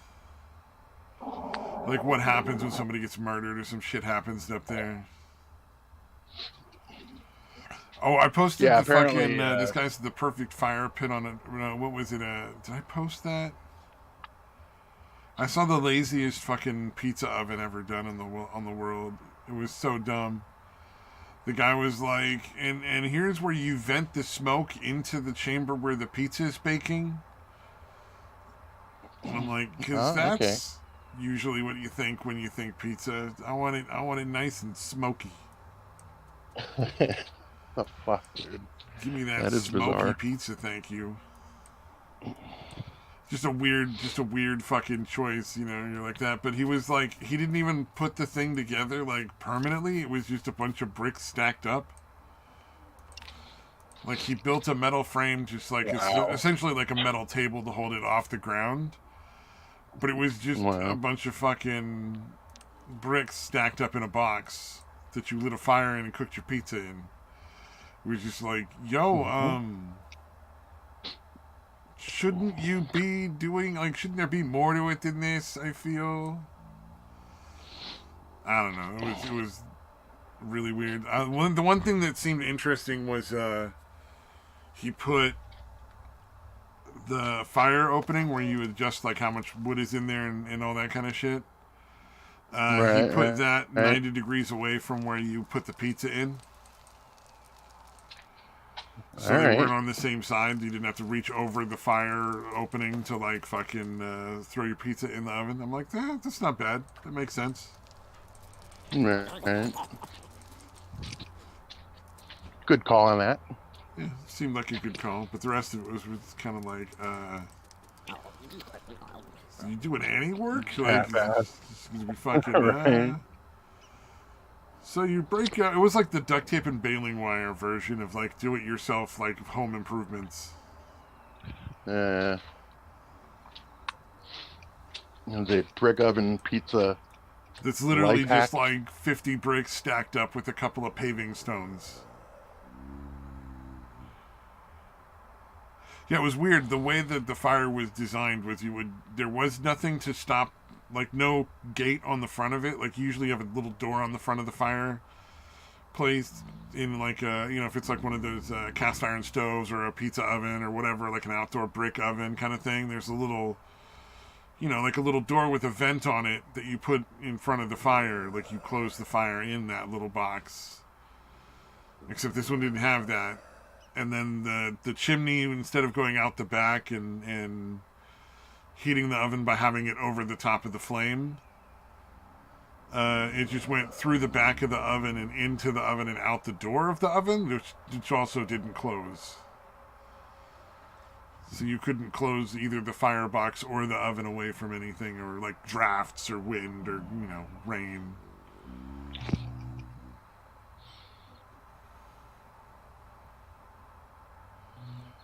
It was just a really weird thing.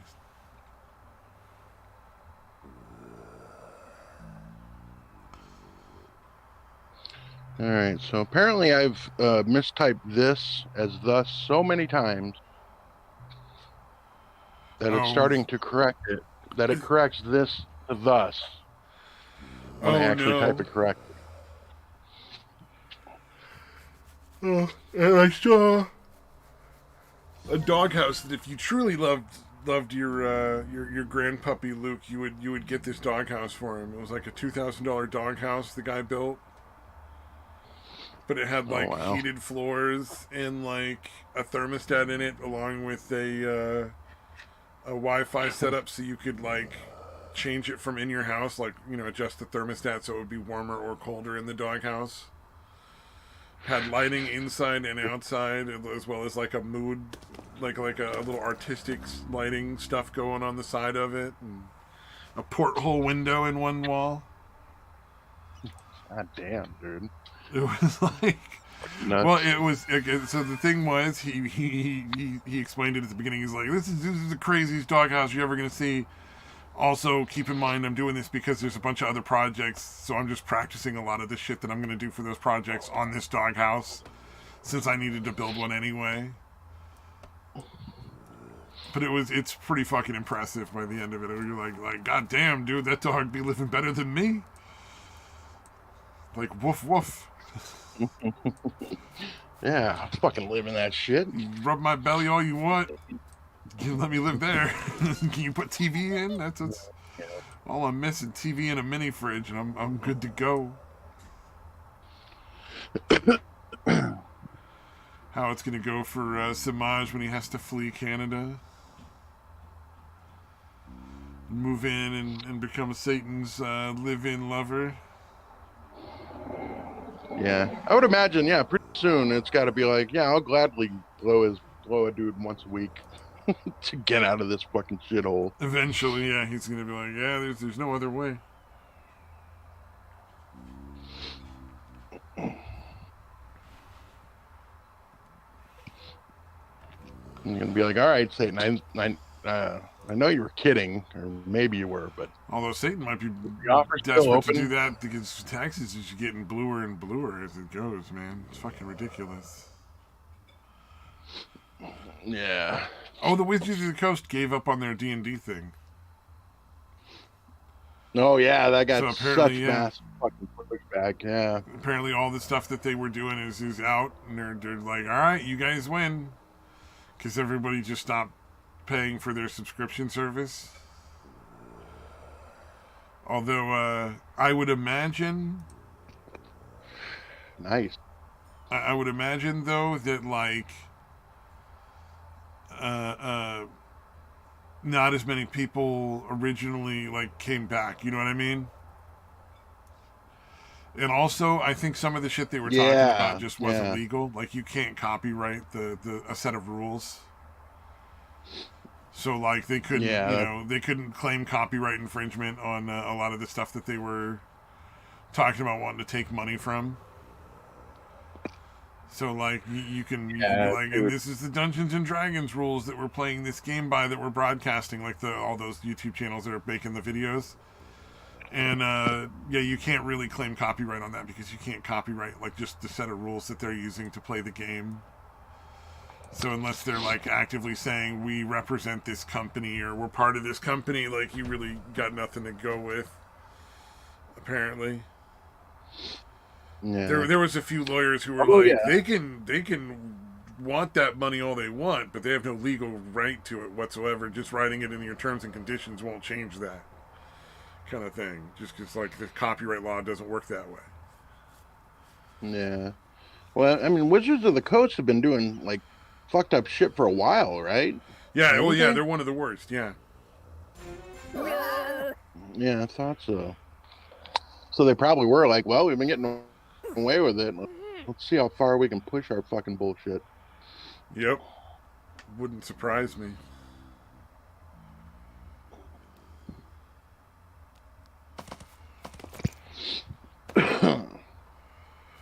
Man, this is such a pain in the ass. Nowadays.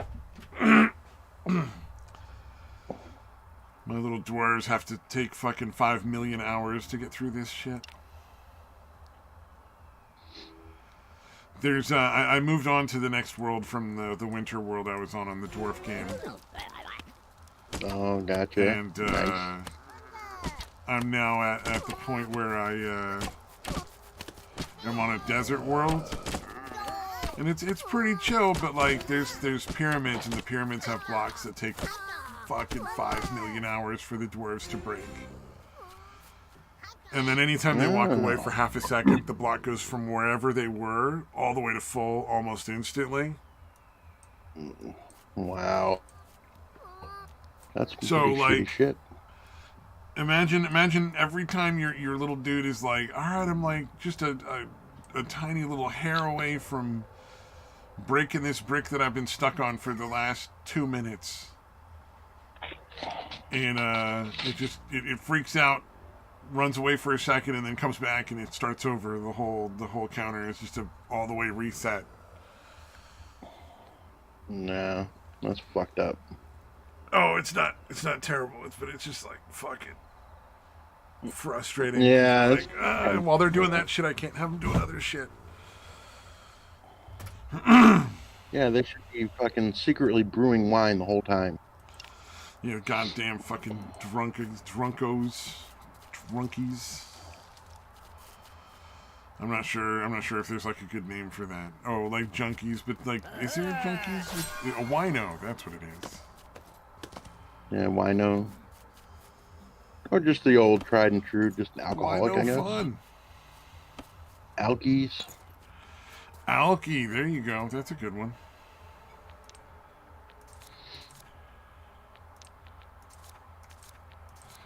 Gotta love the classics. Yeah, indeed.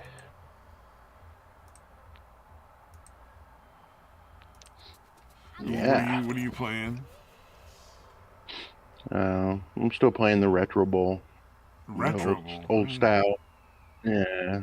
Yeah, it's basically like a Tecmo Bowl back in the day. Like on the original Nintendo, the football. It's basically that. Fair enough. Except without real players. It's got all the real NFL teams, but no actual. The player names are all made up. Oh, right. Did you see the post about the people protesting the duck slaughterhouse? I've seen that before, well, I've seen it done before. I don't know if it was the same instance, but I remember that a few years back where they literally it's from had to that, stop where they chained themselves to the fucking to the what do you call that line? The line where they killed the ducks, execution line or something. And apparently the switch to turn on that line is outside, so the guy turned it on before he went in. And he had no idea they were there, because they just go over there and turn on the line, and then because all it did was start the line moving. Like, it's not actually killing anything. Like it was just the conveyor was rotating. It just starts rotating, so it's not like it would have hurt anybody on a normal situation. All right. And I'm like, couldn't they have just turned it on the rest of the way and left it going? Because I feel like if you're dumb enough to chain yourself to one of those, like, clearly you just didn't really want to make it much further in life. Yeah. Is it stupidity, or is it a fast suicide attempt? Yeah, like a passive suicide attempt. Like, we know you want like, all right, whatever happens, happens. Yeah, I die or I don't, whatever. Yep. Man.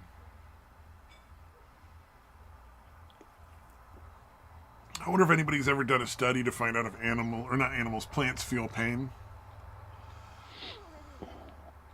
Oh, yeah. Because, I mean, how many people could you cause to starve themselves to death? If you were like, but plants feel pain, and they miss their little plant friends when you kill them. I thought I remember reading somewhere when I was a kid that, like, they would have, like, all these plants in this room, and, like, a guy came in and, like, just tore a bunch of fucking plants, a couple plants to pieces. And then they, like, hooked up some kind of EEG, whatever, things to them, the other plants, and like they all fucking like freaked out when they had that guy walk in the room. I don't know if that was Oh, actually true. Weird story. sounds Probably a weird interesting. story. I've never heard of it before, but that sounds pretty cool. It would be pretty crazy if that is actually Well, the you know case. that a lot of people's stories are all they sound real cool. A lot of fakers out there. Okay. Apparently, in the Netherlands, they use like underground waste containers, Yeah. so the smell isn't nearly as bad because the smells are actually way Also, I underground. mean, consider how cold it gets there. Oh, right, right. Yeah, you Yeah. got to take that into account. Like it's it's that cold. You got to bury everything, including your fucking trash. Like, Yeah, you don't want it just freezing into a big trash clump. yep. And then they have I forget what country it was in, but it was one of those countries in that general area um, that had like 6 different fucking bins that everything got sorted into. Uh, hmm. Oh, yeah. Your game looks less like Santa's Workshop now, though. You can give it that. Oh yeah, I'm sure. Yeah. Whatever world you were in last week, it looked like because it had like pine tree looking trees up on top, and then all the little elf like dwarves running around. Oh yeah, they don't have those hats anymore because that holiday thing ended. Now I get these little red lanterns and these little trees, so I don't get those hats anymore. Oh, Now they look more like dwarves with their little like steel helmets or just their hair sticking out. They all do. The ones that have their hair out have really nice hair. You'd be very jealous. You'd be like, man, if my hair grew out like that, I'd let it grow that long too.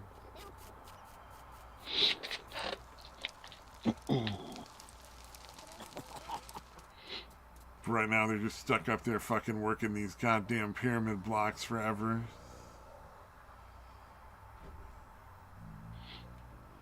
Just do like one more layer. yeah. So yeah, I'm wondering if the puppy is going to get as shaggy as some of these golden retrievers get. Oh yeah, I don't know, winter coat time or something. Yeah. Well, I mean, they know the neck mane's growing in, the upper back legs, like right below his butthole on either side, like that's growing in pretty good. Yeah. But yeah, some of them are, dude, it's like they have a fucking beard running down the entire front of their body. Oh yeah, yeah, I know what you mean. Yeah, okay. Yeah, I don't Yeah, know. hold on, I'll pull it up here. Just shave the This dog one all chick, the time. yeah. Oh shit, she has like 5 million subscribers. Holy shit! All right, that's pretty popular. Here, I'll post this one. It kind of shows what I'm hoping for the little pupper.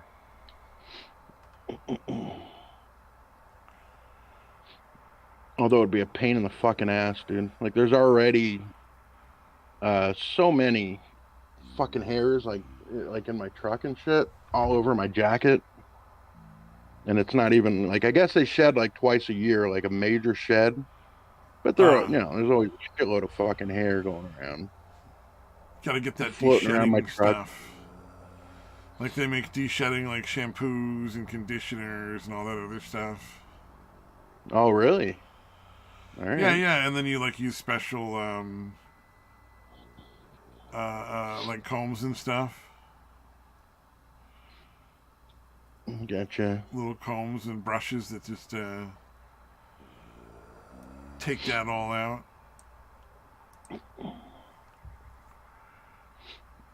Oh yeah, I thought you knew. No, dude. That one of I the never heard things that. in Velma was that there was going to be no Scooby-Doo. Mm. Like, there's no plans for a dog in that series at all. I guess it's not that surprising. Yeah. And so, Scooby in the series is the name of like some sort of experiment, the name of like some sort of experimental program that, what is it? I forget whose mom was doing it. Somebody's mom was doing like weird experiments about brain swapping, and it was called Scooby, Scoobi, and that's apparently as close as they're gonna get. Yeah, dude, I was trying to find that video, dude. Fucking chick sticking her hand down her man's butt crack. I saw the video of that, by the way. Thank you, asshole. Yeah, no, there's a bunch of them, dude. I couldn't find the actual one I was talking about. Just like this fat, like Mexican chick. She just That's sticks the her one, hand yeah. there, They're and like he's, sitting right leaning next forward. to each other, and like he leans forward to give her better access because she just jams her hand down his back, and you're like, oh, Was she the one? she's done this a lot, apparently. Is that? Is she wearing a Giants shirt? That's the one I was trying to find. I don't remember what the clothes they were wearing, but there was like... Yeah, you probably wouldn't remember that. Yeah, it was like two fat Mexicans, like it was a fat Mexican dude and a fat Mexican chick, and like she starts putting her hand down his back like to his butt, and he leans forward so she can get her hand all the way in there and get to the butthole to get a sniff of it. Yeah, the one I saw, she's like rubbing it, dude, for like a good 5 seconds, dude, and then pulls it out and immediately like smells it, and then looks over and notices that she's being filmed, and then smiles. Yeah, that must be the one, dude. I couldn't fucking find it, dude. That's she funny. She smiles like, aha, so funny. I got busted. Isn't that cute? And you're like, no, God, that's fucking hideous. Like, what a horrific thing that you do is a regular daily thing. Yeah, you should be threatening me with death for filming that. Yeah, like that should be a thing you're desperate to keep people from seeing. Yes. If I was ever on film doing anything like that, my God. What a horrible thing. Dude, there's a lot of them, though. Like I said, that was why I couldn't find the specific one I was looking for. Like, there is a lot of video of bitches sticking their hand in their fucking man's crack and smelling the fucking hand. Is that? Well, you know what? Like, men aren't the only perverts. Everybody wants to say men are, like, all fucked up. But you know what? Yeah. Clearly, we're not the only ones. Yeah, and I guess, couples do weird shit. Weird shit that fucking becomes somehow acceptable behavior. The pimple popping is weird. You know, I've participated, and it's weird, but we both seem to enjoy the experience. We both fucking participated in it pretty regularly. Well, the grooming behavior makes sense. Yeah, I guess it is kind of a grooming thing, yeah. You know, like, I can see a man and a woman just grooming normally, like, each other like that. Yeah, although, well, no, it was one-sided. It's a very, like, monkey-like behavior, and we're all monkeys, like, let's be real. Yeah, we are essentially shaved apes. Yeah, but I never did it to her, though. You know what I mean? Like, she would pop my back knee or whatever, and I never did that to her. No, I get it. Probably why the relationship didn't work. That makes sense. That was the main issue. Just because one person's into it, the other person isn't. I'm just saying, like, the urge to do that makes sense to me. Yeah. Like I can see why that would be a very satisfying thing for somebody to do, even though I would never. I don't think I could. That just kind of no, I had heard about it before. I remember hearing about it, and I was like, "That's fucking disgusting," and it is. I mean, don't get me wrong; it's fucking gross. But yeah, then I was doing it, and I'm like, "Oh, okay, I get it, I guess."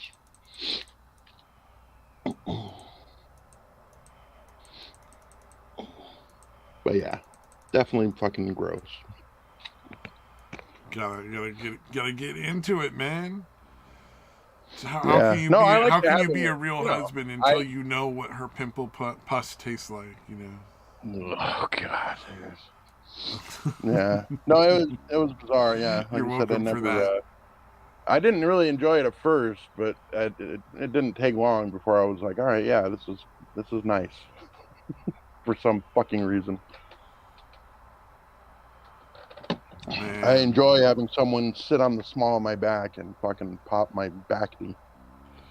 there was a fucking would you rather where it was I think it was like eat poop or chew open a pimple and taste the pus. That was one where it's like I got no answer because I'm thinking suicide. I'm just, I Right. don't know, man. Yeah, is death a I'll third take. option? I think I'll take I that. want that third option. Yeah. He's like, I don't. None of those. None of those sound Yeah. even remotely like acceptable to me, man. Well, that's kind of the point. It's it's Well, would damned you if you rather? do. Usually, there's a real easy choice. It's really, really hard to come up with a genuinely good split the room. Would you rather? You know, Yeah. and especially when it's random in a game that doesn't have that many total options, and you're kind of putting a bunch of stuff together, and by the sixth or seventh question, you might see some repeats because there's just not a lot of like pre-programmed options in there. Yeah, yeah, yeah. Because the ideal is to get two things that are equally bad or fucking Yeah, gross. or equally good. Right, You right. know, would you rather flying cars or hoverboards? That would be a pretty good one because those are both awesome. Yeah, this is true. Because you got to figure, even if you can't skateboard, you could probably hoverboard. Yeah, yeah. You can't really. Well, you could fall off the hoverboard, I guess, but But it yeah, wouldn't be like a yeah, rough ride. You wouldn't have to worry about hitting a bump or being too far forward or backward, You just got to stand on it. It'd be a lot less balance involved. Like, you'd still have to balance, but not like that much. yeah. And you have to have power if you want to go over water. If I learned anything from that Back to the Future documentary. Really, a lot of power to go over water. Yeah, don't you remember he had the hoverboard and then he got over water and stopped like moving, Oh, and then okay. Biff's character or Biff's son or whatever was like, "You gotta have power to go over water," and he pulls out his powered hoverboard. Oh, that makes sense. I can see that. I think that was two. I don't think that was the original Back to the Future. I think that was like the second one. I know I've seen all of the Back to Future movies, probably at least twice on each of them. But the only one I have any real memory of is Back to the Future. Like, I just don't Yeah, the original. remember the other ones.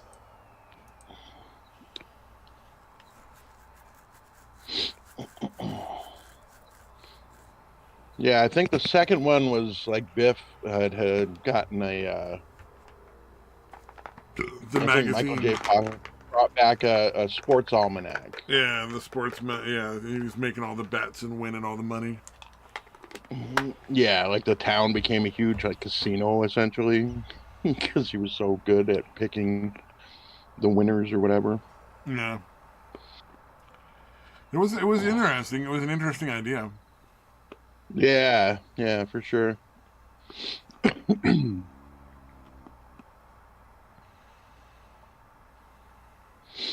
Yeah, although the one where he proves it or whatever, like they're making a field goal. They're like, "Oh, it looks like it's all over for UCLA," and he's like, "I bet this makes this kick." I'm like, "Well, okay, it was a longer field goal, but it wasn't like ridiculous that he made it." So, Mm. but it was enough for young Biff.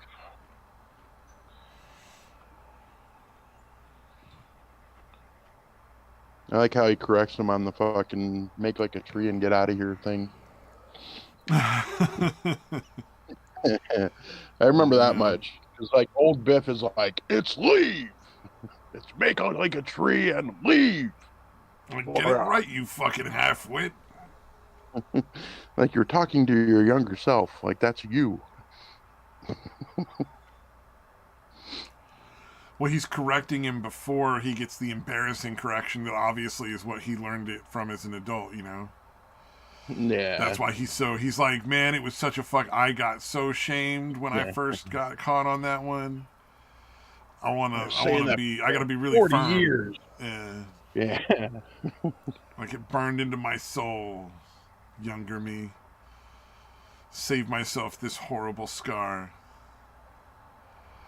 Which, of course, you know, because of time travel and the constraints, you couldn't really, because otherwise you'd change too much of the reality, and it would just be a branch. It wouldn't be the actual future anymore. Yeah. Yeah,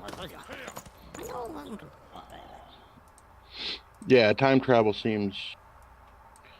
Yeah, because like if another multiverse or another universe just comes into being because you time traveled. Although, again, if the zero-sum universe thing is true, then it is possible, I guess. I really thought that was an original idea when it fucking came to me. Really? What's the zero-sums universe? Well, there's basically, like, the total sum of energy in the universe is essentially zero. But there's, like, positive and negative energy. Oh, like there's antimatter, matter, antimatter. Like there's an equal amount of matter and antimatter. So it's a zero but there sum. has to be an equal amount, yeah, like that kind of thing. Yeah. So if the zero sum universe is true, there could be again infinite universes created, since it technically requires zero energy. Huh. Weird. Yeah, it turns out they came up with that idea in like the 30s, and I was not, a brilliant fucking genius for coming up with it. Oh, you poor man. You weren't the first. Yeah.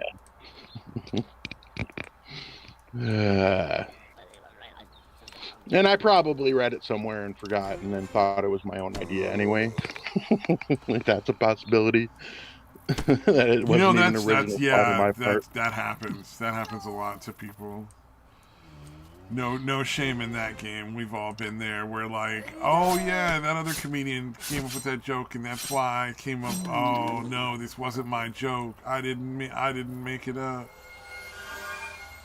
Like, although I don't think so, because I think that idea would have stuck with me, dude, because it's a really interesting concept. But maybe not. That's just what I'm telling myself. Yep. Convince myself that I'm fucking brilliant. You're a genius. For coming up with that idea. Yeah. They did the Inception thing.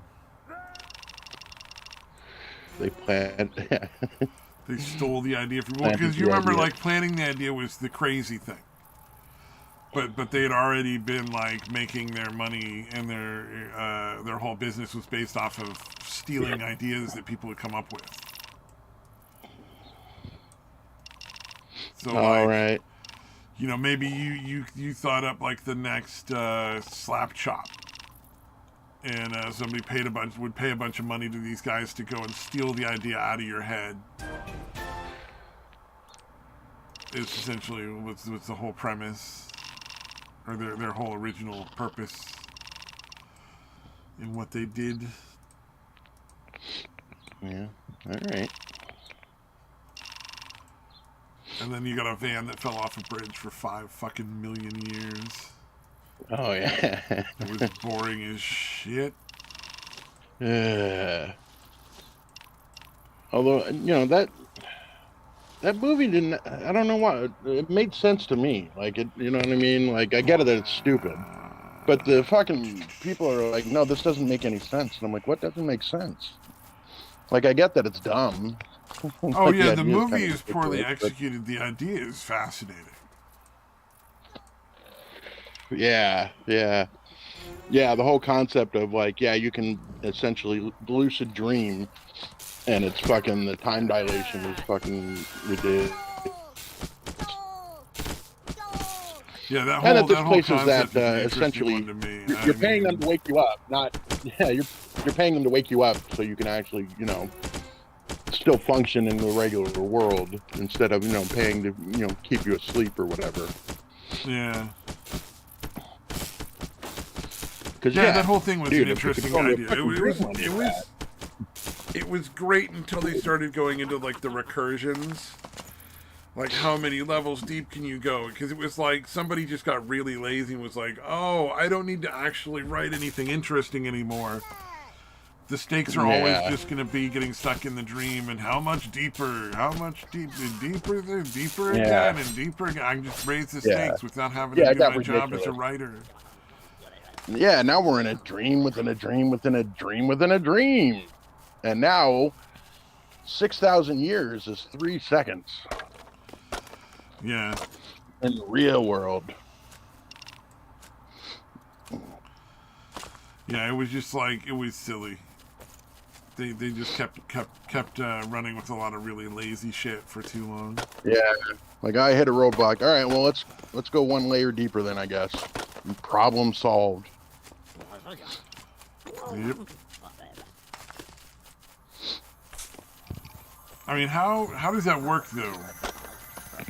Because like I understand, like because you go to sleep and then you wake up again and it feels like it was instantaneous, but it was really like 8 hours while you were asleep, kind of thing. Like I Yeah, understand people yeah, being a little bit confused about that, but like time still passed, you just didn't experience it. yeah. So how does your Yeah, no, I think we've experience of all had the time? experience of like having going back to sleep after you get the snooze bar, and it's only Yeah, 9 minutes later, but you had a really long fucking dream time. yeah. I just That doesn't be a thing. yeah. I assume it's just your brain operating at a much faster speed while you're sleeping.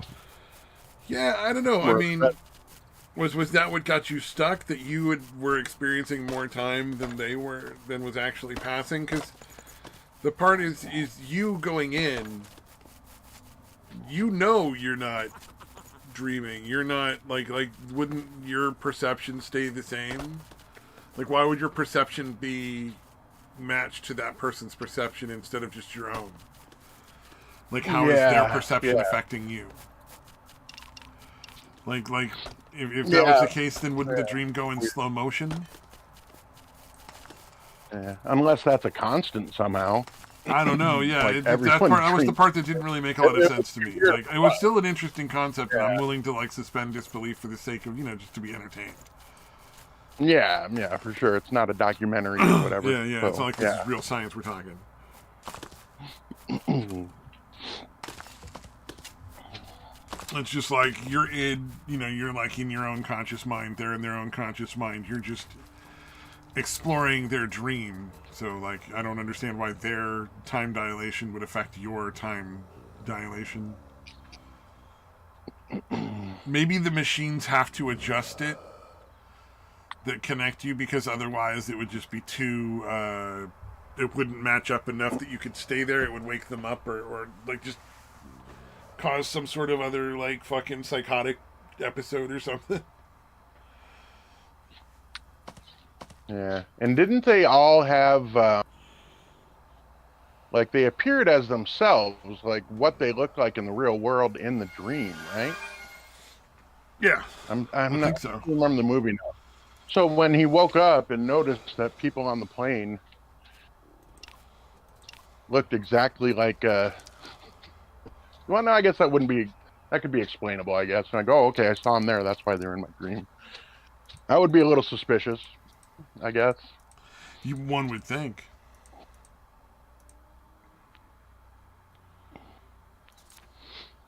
But I guess it could be explained away. Like, oh, okay, I obviously saw them as I was boarding, and somehow they all ended up in my dream, Yeah, changing my yeah, thought. totally how that works. That movie is like rock solid, airtight as far as as plot goes, is what I'm saying. Oh yeah. No issues whatsoever. Look, you can't make perfection better than perfect. I mean, I don't know why you want to try. Yeah, I don't know why people are trying to pick apart Inception for continuity issues. It's ridiculous. Let's see if anybody's there in the chat box. Fuck. Nope, still empty. Oh, when I try to clean my dog's ears, I can't watch. It has to be on YouTube to watch it. Oh, that sucks. I will watch it, just I'm not going to put it right now because it'll start with like sound and that'll be annoying. Yeah, I mean, you only have to watch it for a few seconds, dude, to see what I'm talking about with the ridiculous shagginess of the dog.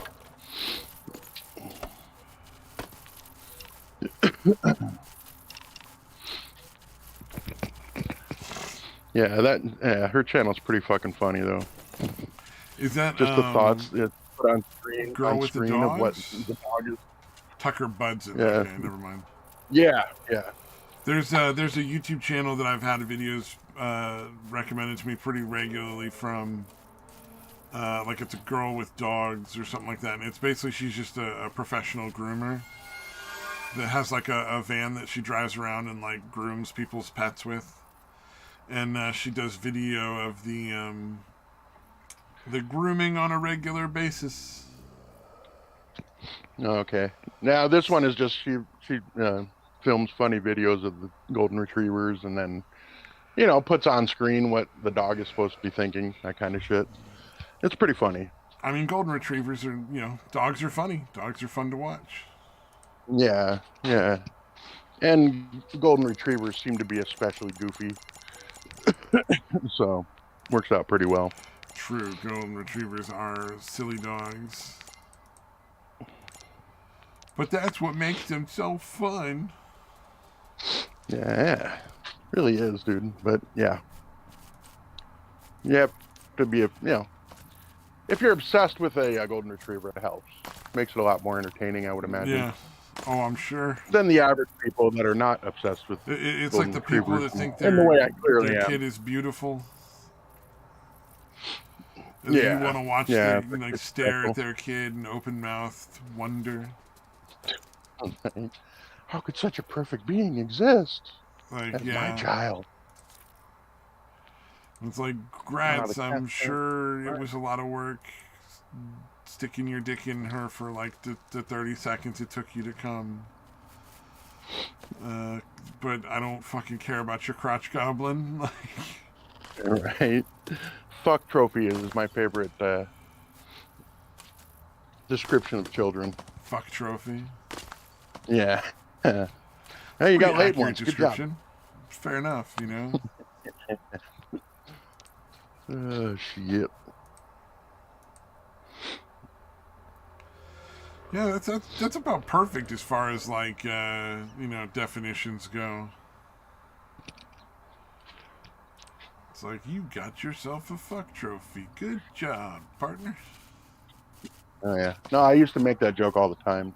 Not using that phrase, but wow, you got 3 kids. You have sex 3 times? Good job, buddy. Congratulations. Sex 3 times? Wow. Impressive. Oh, no. Wouldn't that be sad if you weren't joking? Right. Clearly, that's every single time you had sex. Child resulted. Oh, man. Wouldn't that be an interesting world to live in? Where, like, literally every time you had sex, you had a child. There was no escaping it. Like, with no contraception existing and that kind of thing? Yeah, legit. No. I'm just saying, like, literally every single time. Like, right after, boom, a baby pops out. Yeah, it pops out immediately. God, do you think we would have any objection at all to abortion, or we would just be like, fucking please? Yeah, that would be a pretty fucked up. God damn, dude. It would be like that Mr. Frundles thing from. Yeah. Yeah, it would become unethical not to kill babies. Yeah, just the world would be like overpopulated within a matter of hours. Oh, easily, yeah.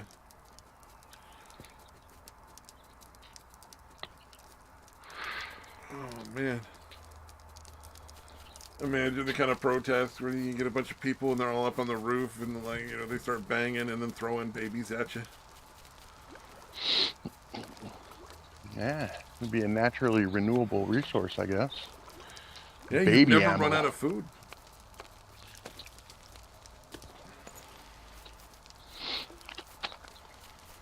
Oh, sheesh. Throw a twist into it. But if it's rape, no baby comes out. Yeah. No consent, no. Either way, yeah. Whether it's the lady tying the dude down and taking advantage or vice versa.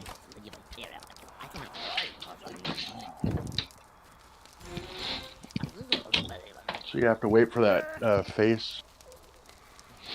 That, what's her name is so famous for? Before you can come. If you want a baby to happen. What's the face? The nut face? Oh, Ahagao. No. Where they cross their eyes and stick their tongue out in the anime. Yeah. Yeah. Yeah. Yep. That's fucking. You can find videos of just compilations of girls doing that on fucking YouTube. It's fucking hilarious. It's like, oh my god, what a fucking ridiculous world we live in. It's like, I wanted to be a hoe, but I couldn't think of anything to do but make a weird face where I cross my eyes and stick out my tongue.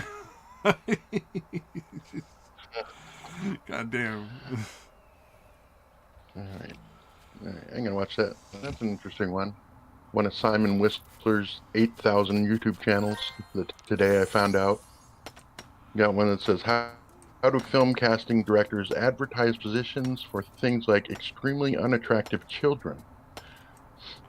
That is pretty interesting. That is an interesting question. How do you do that? That is making my watch later list that I never check. Hey man, throw a link to that on my fucking Discord. That's how do you get an ugly baby? How do you be like, yo? Can I imagine you don't say, hey, would love your ugly baby to be in my movie? Is your baby hideous? Do people run screaming from your child's pictures? Do you have a not traditionally attractive child that's an actor?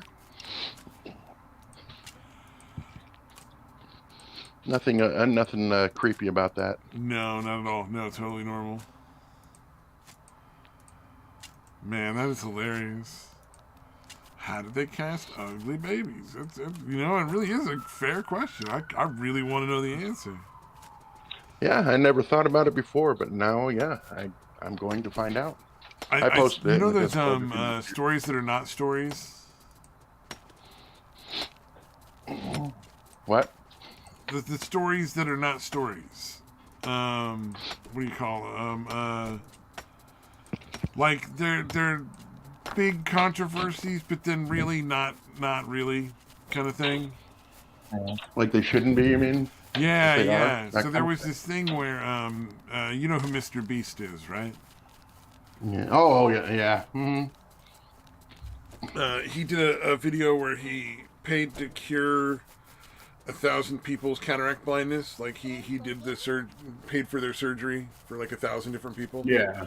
Which is awesome. Like that's just amazing right there. But then there was a story about like how Hassan Piker was infuriated by this video, and it was like they chose to deliver that information out of context because he's like, literally he makes it clear, and you're like, oh, okay, well that makes sense. He just said it in a weird way, where he was like, this video fills me with rage. Hassan Piker fucking sucks, dude. No, wait. When you hear it, you're gonna be like, oh, okay, that's actually reasonable. He's like, this video fills me with rage. rage that the simple ability to see is behind a fucking paywall. That some YouTuber has to go and do this for like 1,000 people just to be able to see. And it's like, you know, I kind of have to agree with the dude on that. I don't know much about Hassan Piker. I don't. Apparently, he's an asshole. A lot of people seem to not like the guy, but I'm like, you know what? I have to agree with him on that point. How fucking ridiculous is it that these 1,000 people would never have been able to go to a doctor and get a simple procedure that would allow them to fucking see? Yeah, like, no, it is that should be unaffordable for 1,000 people. Yeah, that insurance wouldn't cover that. Yeah. Yeah, or that something wouldn't cover that. You know, like whether it's their insurance or whatever. You know, like that seems like public assistance. Yeah. Shouldn't be it seems behind like something a paywall. A governmental program that. Well, and you know, there's lots of people that die from cancer because they can't afford treatment. You know, it's like, why should they not be given treatment to prevent them from dying? Like, isn't that... Is there no value in their life, apparently? Well, if they can afford it, there is, I guess. Only rich people. Yeah, no, it's pretty fucked up. Yeah, it's pretty disturbing when you think about, like, how many things are behind paywalls that really fucking shouldn't be. You know, like... Like, really? No, it should just be like, walk into the doctor's office and be like, yo, I have cataracts. And they'd be like, all right, well, go sit down in that chair. We'll get your surgery done in 20 minutes, have you out the fucking door. Because imagine if they weren't allowed to charge you $5 billion for it. I don't know what they actually charge for a cataract surgery. You know, there'd probably be a machine that did it in like 10 minutes, you know? Somebody would be like, we have to do it over and over, and we're not allowed to make a lot of money off of it, so it's not worth, you know, some guy doing this by hand every time. Let me just take care of that.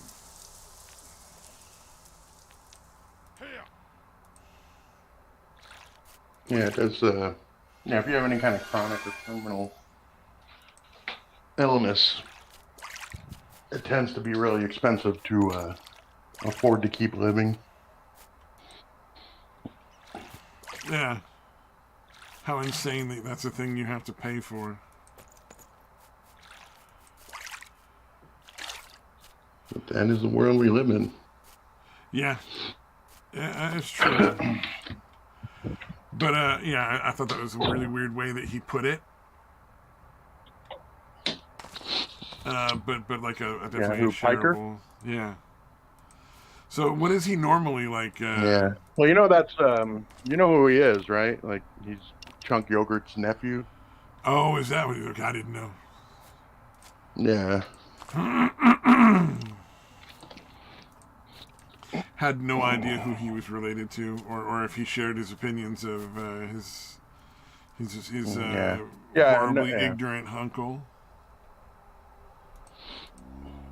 Yeah, he would probably be unknown if he wasn't his nephew. Because I don't know. He just seems like a fucking dumbass. Oh, yeah. Well, that's fucking Hollywood 101 right there, man. There's so many people who would have absolutely no fame whatsoever if they weren't related to people. Like, Juliette Louis-Dreyfus is not terribly talented or funny at all. She's just pretty fucking bad at pretty much everything she does. And yet she's very well known. You know, she was in the Seinfeld show and fucking everybody knows her, not because she was the best person for the job, but because she had family who was involved in the production of the show.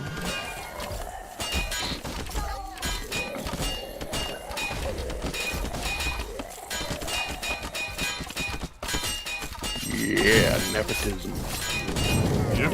How the armor got her job on the Rust movie, because her dad was a fucking famous armorer. Oh yeah, fucking! Did you see that? He apparently never really bothered to learn how to do. Baldwin had fucking bullets on his belt, with live ammunition on his fucking belt. Wow, he was filming. Oh, really? Yeah, it was fucking ridiculous, man. Yeah, he's getting charged. He's apparently definitely like gonna get some jail time or some prison time of some kind, I think. Nah, I don't know. I still find it surprising if he actually does. I bet you he gets like what do you call it? Like maybe 5 years. Community service? No. Like just the initial sentence will be 5 years, and then you know what 5 years is basically. Oh, like gotcha. you're probably never served more than like a couple of months in there if he even goes in, because his lawyers will get him out of it. Yeah. But I bet you he gets the initial sentence of like 5 years. Is probably what he goes with. And and it could easily be house arrest, and he's still able to travel to do movies and shit. Something like that. Yeah, it'll be a slap on the wrist compared to what it should be, but which is unfortunate. Yeah, because he not only was the person that shot, but he's the one that hired, since he was the executive producer of the movie. Oh, he's the one that's responsible for her even having the job. That's even worse. God damn. Yeah. Do we know that he didn't intend to like actually murder her? Like that wasn't really just a plot to murder this woman? No, it would not be surprising. Like, did he have some reason to hate her? Like, I don't. Like, I really regret hiring this bitch, so I'm going to set up a way to kill her. And I'm not going to just fire her, and then I'd have to still pay her. Yeah. So I'm going to accidentally kill her instead, and, save the money. Yeah, because the whole thing is pretty fucking crazy, man. Just like fucking crazy pants. Yeah, it's definitely a lot of shit that seemed to conveniently lead up to that. Yeah, for real, man, for real. Like weren't they were like doing crazy shit like on set, like just casually shooting the gun that they were using in the film.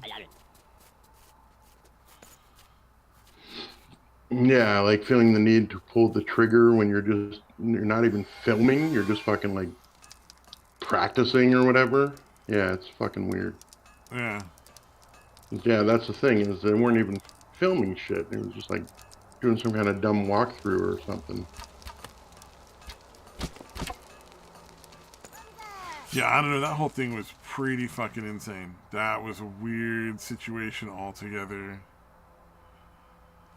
And the very least that should come out of it is some jail time, for sure. Because there's absolutely no excuse for how lax they were on set. I wonder if that's how they felt about the whole Brandon and Bruce Lee things. Because, like, both of those fools died on movie sets. Yeah.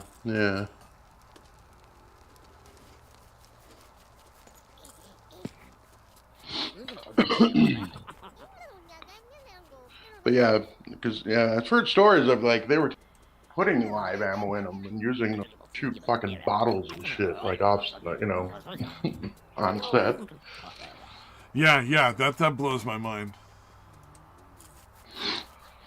That is one of those ones where you have to sit and just think about, like, man, how insane is that was like, all right, no worries, use the same guns on set for fucking fun on the, it's just, and how insane is that you have a gun that actually works, that can fire a real bullet, but you just load it with fake bullets. Like,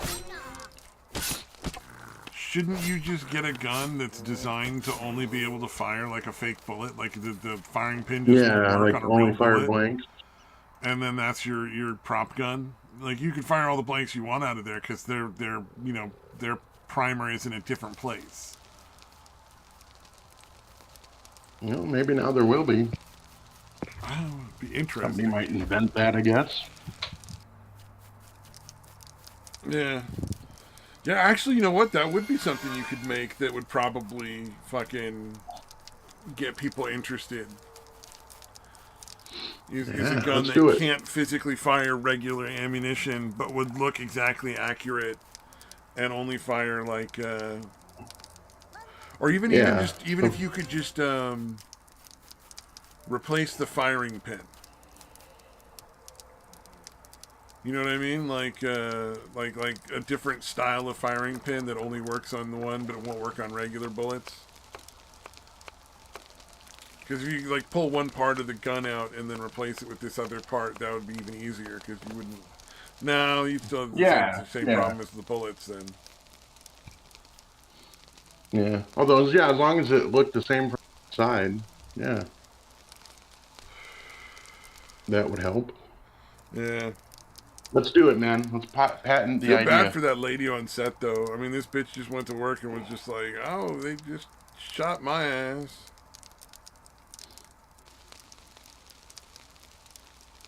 Yeah, it is unfortunate that cameras weren't rolling. That would be fucking insane to have to watch. Well, I mean, they were rehearsing for a scene where he was going to be shooting like at the camera. Like, I don't understand why anyone was at that part where he was shooting at. You know what I mean? Like, that part seems strange to me.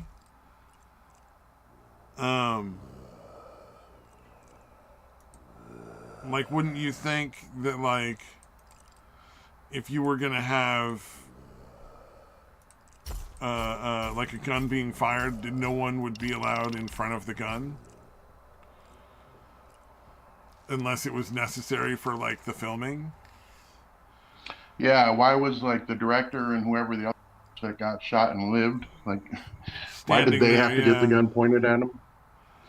Yeah, why were they even there? Like, that doesn't make any sense. Like, you can push a button and fucking record while you're not behind the camera. You don't have to be behind the camera to record. Like, we've come a long way with film.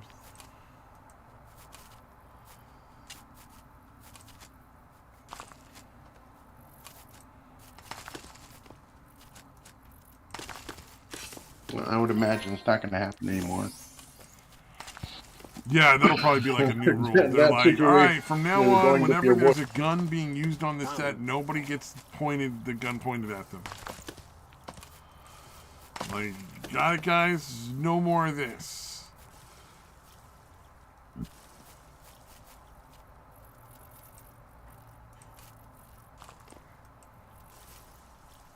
Yeah, it does seem like the technology to have a replica gun that literally does everything the real gun except fire anything. Seems like that's well within the bounds of current technology. Yeah, you would think, yeah. Or that they would be able to film without anybody being in front of the gun when they're filming. Yeah. Like, I'm trying to think of if that was actually necessary in any movie to have a gun appear to fire. That couldn't be just like a cutaway scene or whatever, you know, filmed somewhere else.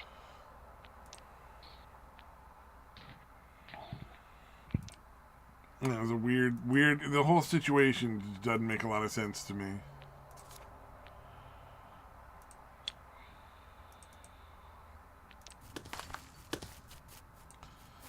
Like, there's so many things they could have done that would have taken little to no effort on their part that would have, like, saved that lady's life. Did do you remember that Twilight Zone disaster thing where they had like actual helicopter and it ended up killing the actor and like the two kids he was carrying in the scene? Oh, wow. Yeah. Oh shit, you never heard of that? No. Dude, okay, it was Twilight Zone. This was fucking decades ago, I think, but yeah, basically there was a scene where he's like carrying these two kids away from this whole disaster area of shit blowing up or whatever, and there's a helicopter like hovering, and it's an actual helicopter with the person flying the helicopter, and it fucking goes sideways, and they essentially get chopped up by the fucking blades, dude, and killed. Oh, damn. Because I know all the time there's like those tragedies where some idiot didn't pay attention when the pilot was like, so when you leave the helicopter, there's a giant blade they can't stop spinning around. So if you want to leave before that stops spinning, you best keep your head the fuck down the whole time. Bend way over.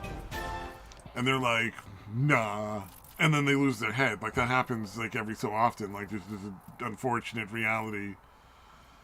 But I didn't know that there was, like, that was so bad. Like, holy shit.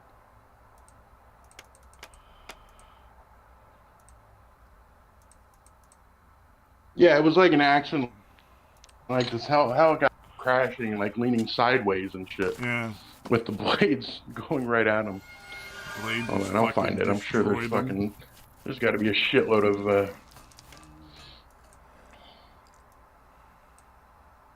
Twilight Zone helicopter.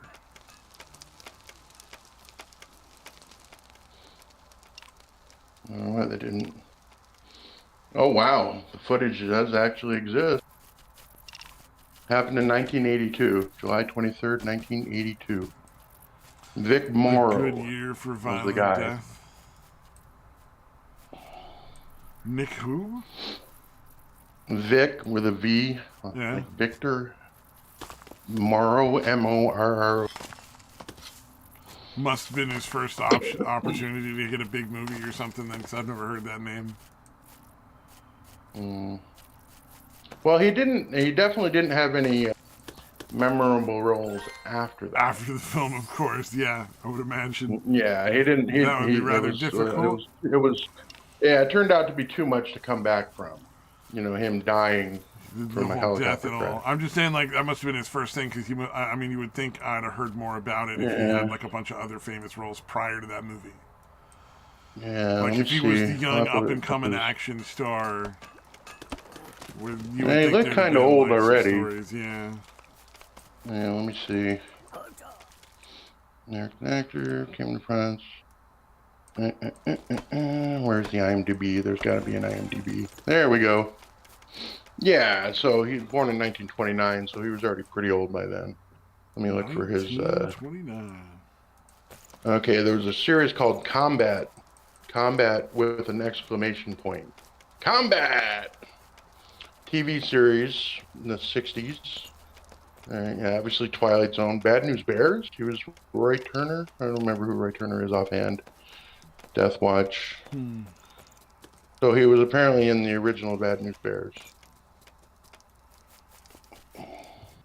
I'm not... I remember Walter Matthau. I don't remember Vic Morrow or Roy Turner.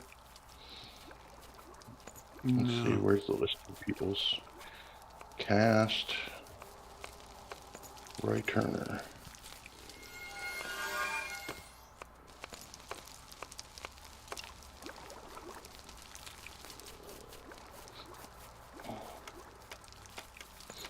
Oh, I think he was the coach of the other team, the bad guys. I guess well, it doesn't fucking matter. I don't know why I'm looking this up. Poor guy. That was roughly 6 years before he got horrifically chopped up with 2 children.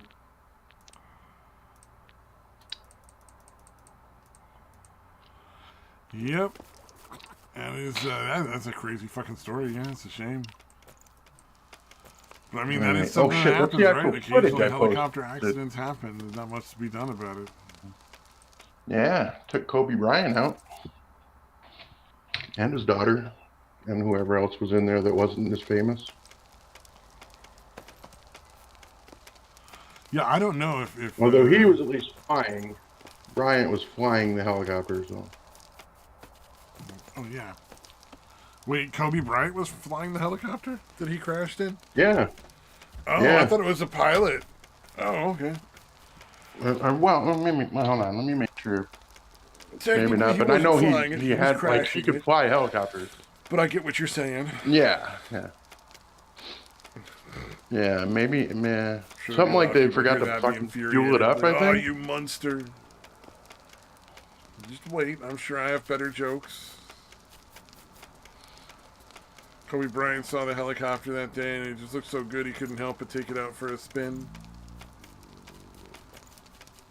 A tail spin. Calabasas helicopter crash. Yeah. I like how he became a saint after that, though. Like, he's probably a complete prick, like, all the time. Like, I'm sure he treats people like shit. Because I've heard lots of complaints, like, people claiming that he's this terrible person. But then, like, he dies in that helicopter crash, and suddenly it's like, Kobe Bryant was a noble and amazing human being. How could you ever say anything so bad? Like, because he deserved it. Ah, what now?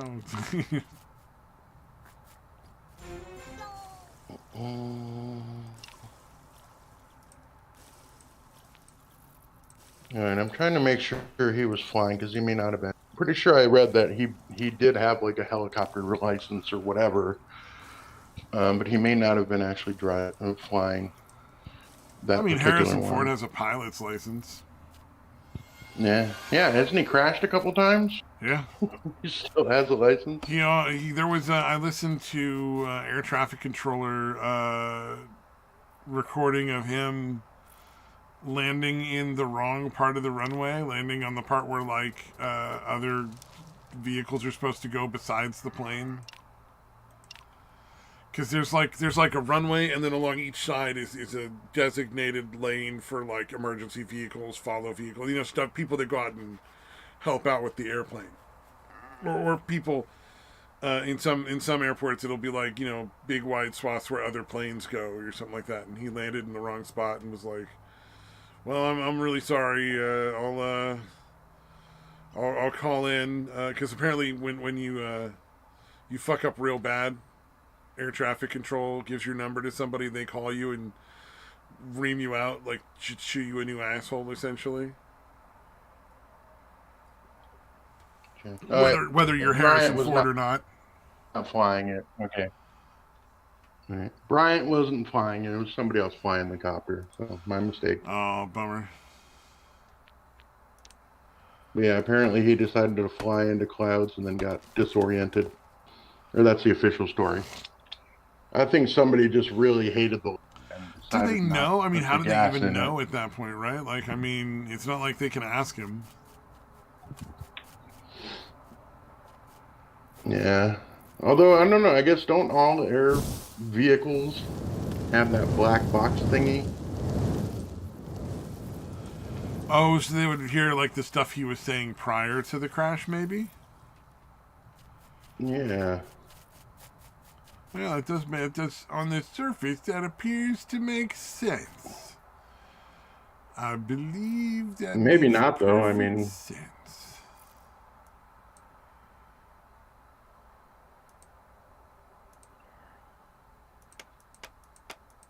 And if it's so indestructible, this black box, why don't they make the whole vehicle a helicopter out of that black box? Why don't they make that? That's a joke. That's a joke that's never been made before, dude.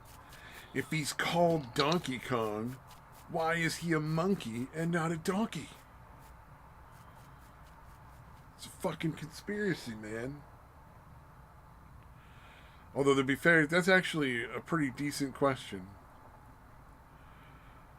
Why did you make a character that was a giant monkey and call it Donkey? Doesn't really make a lot of sense.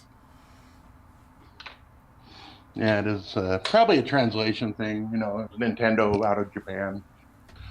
It was supposed to be Monkey Kong, and it got changed to Donkey Kong. Just one letter off. Or like Donkey and King got mixed up on somebody's translation software. Yeah, it was supposed to be Monkey King, and then Kong. And then it was like Monkey Kong or King Kong. Oh, you know what? Maybe it was supposed to be King Kong, and then they were like, so there's this thing called copyright Japan. And they were like, we said Donkey Kong. Yes. Yep, Donkey Kong. Can't make us pay you any money now. It's Donkey Kong.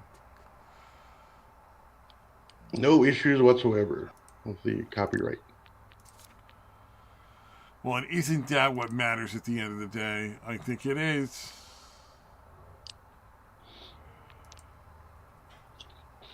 Dude, although that does, dude, not really related, but kind of. Are you familiar with who Billy Mitchell is? Who? Billy Mitchell, No. the guy that back in the day was supposedly had the highest Donkey Kong score ever. Oh, I saw something referencing him being a cheater like last night.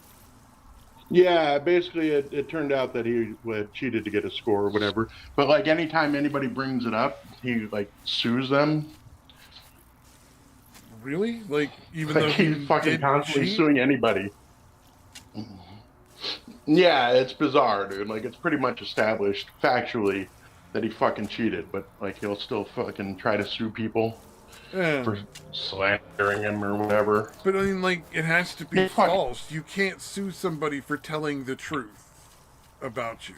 You know what I yeah, mean? Like, if yeah. you, No, it's ridiculous. like, it may make Yeah, you look bad to be proven to be a cheater of that old video game, but you did do it, so it doesn't really matter what they say.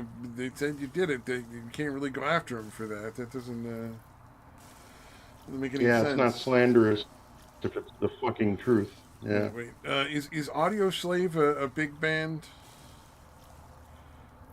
Yeah, dude. Okay, well then, hey, Chris their Cornell. Like a Stone is one of my favorite songs to do karaoke right now. So, Yeah, so it's at Chris least I do know Cornell. one regular Yeah, band.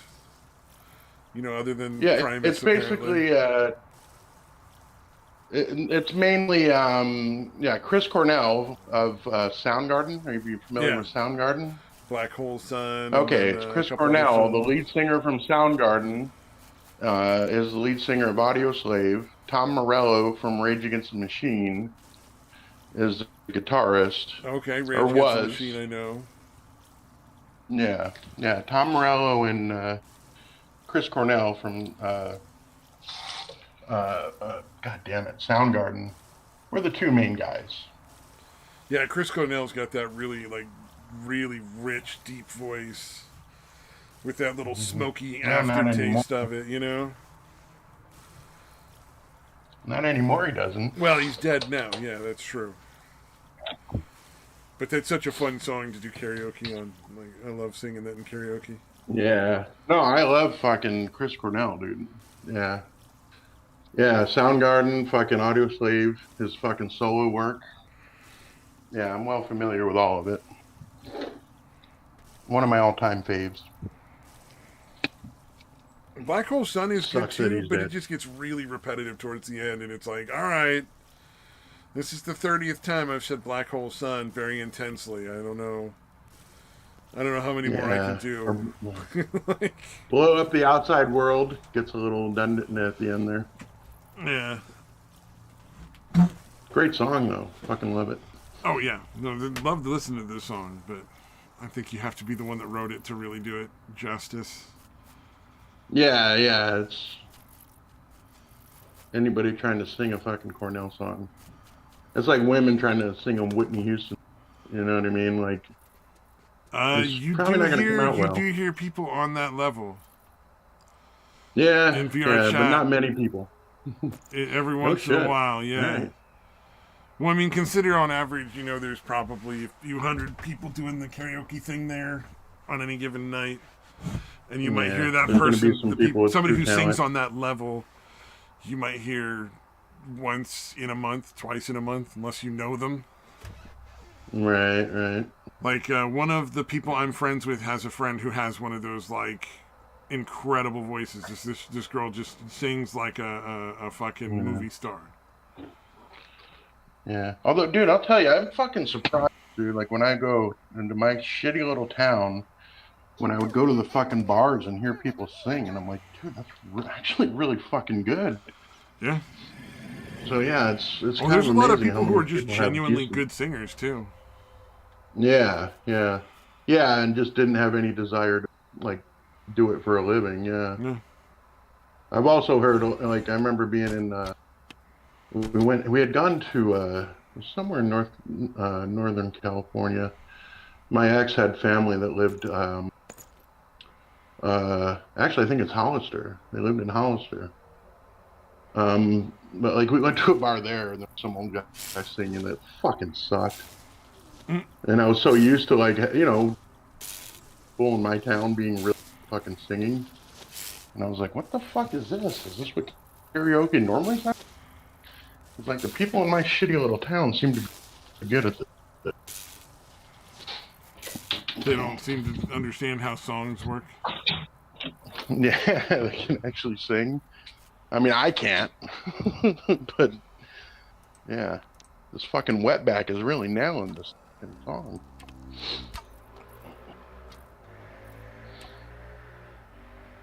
That's good AI. There's a tornado coming. Yeah. Better walk out the door and stand in it. Good choice, motherfucker. Yeah. Yeah, it turns out in the open is the best spot to be when a tornado is coming. Yep, every fucking time. Get as high as possible and as out in the open as possible. Near like light debris if possible. If there's like a debris pile. Yeah, if you could find somewhere to be that would make it even more dangerous, that'd be better. That would definitely be an improvement.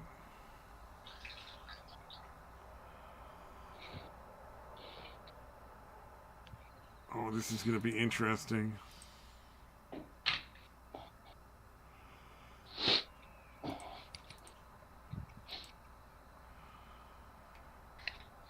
Got two dwarfs standing on one block, and they're both breaking the blocks they're standing on.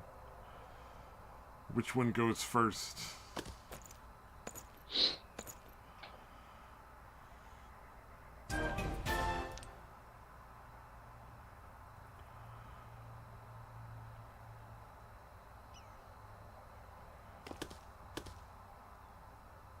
It's like Looney Tunes and shit.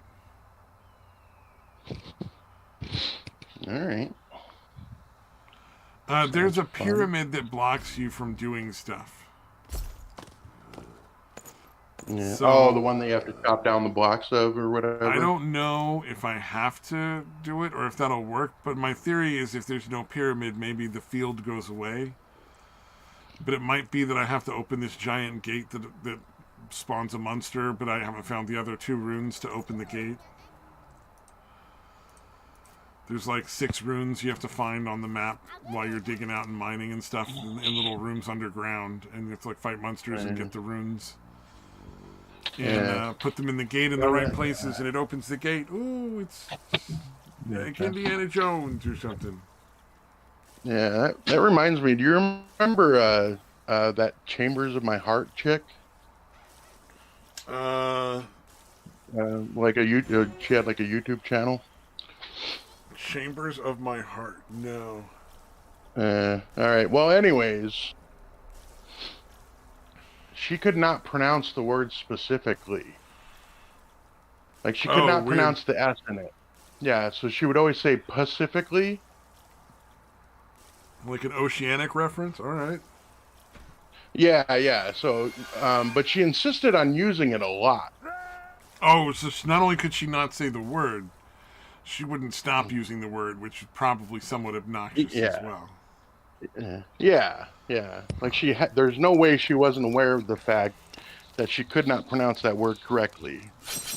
There were enough people that had said so to make it virtually. Yeah. There's no way she was unaware of the fact. So I thought I'd bring that up for no reason. It has nothing to do with yeah. There's nothing to do with you insisting on using the word monster. Towards our normal stopping point here, I think. Yeah, well, no, that was a long way of making fun of you for insisting on using the word monster. Monster. Oh. I don't know what you have against monsters, dude. I don't understand. It's just it's a great show, dude. The characters are great, dude. No, I'm saying monsters. Yeah, Cousin It, Lurch. It was fucking great, dude. The Wolfman, Dracula, monsters. Yeah, Uncle Fester. Wait, that's the Addams Family. Sorry. Oh, you done fucked up now? God damn it. Oh, man. Oh, shit. Yeah, it already is quarter after. Do you Yeah, I want was to going to call say, it? yeah, it's about time to call it anyway. Yeah, right on. All right. All For, right, yeah, anybody who's everybody, stuck around for whatever reason, go we home and have appreciate it. dirty dreams about Mother Gothel from Tangled. Yeah. Yeah.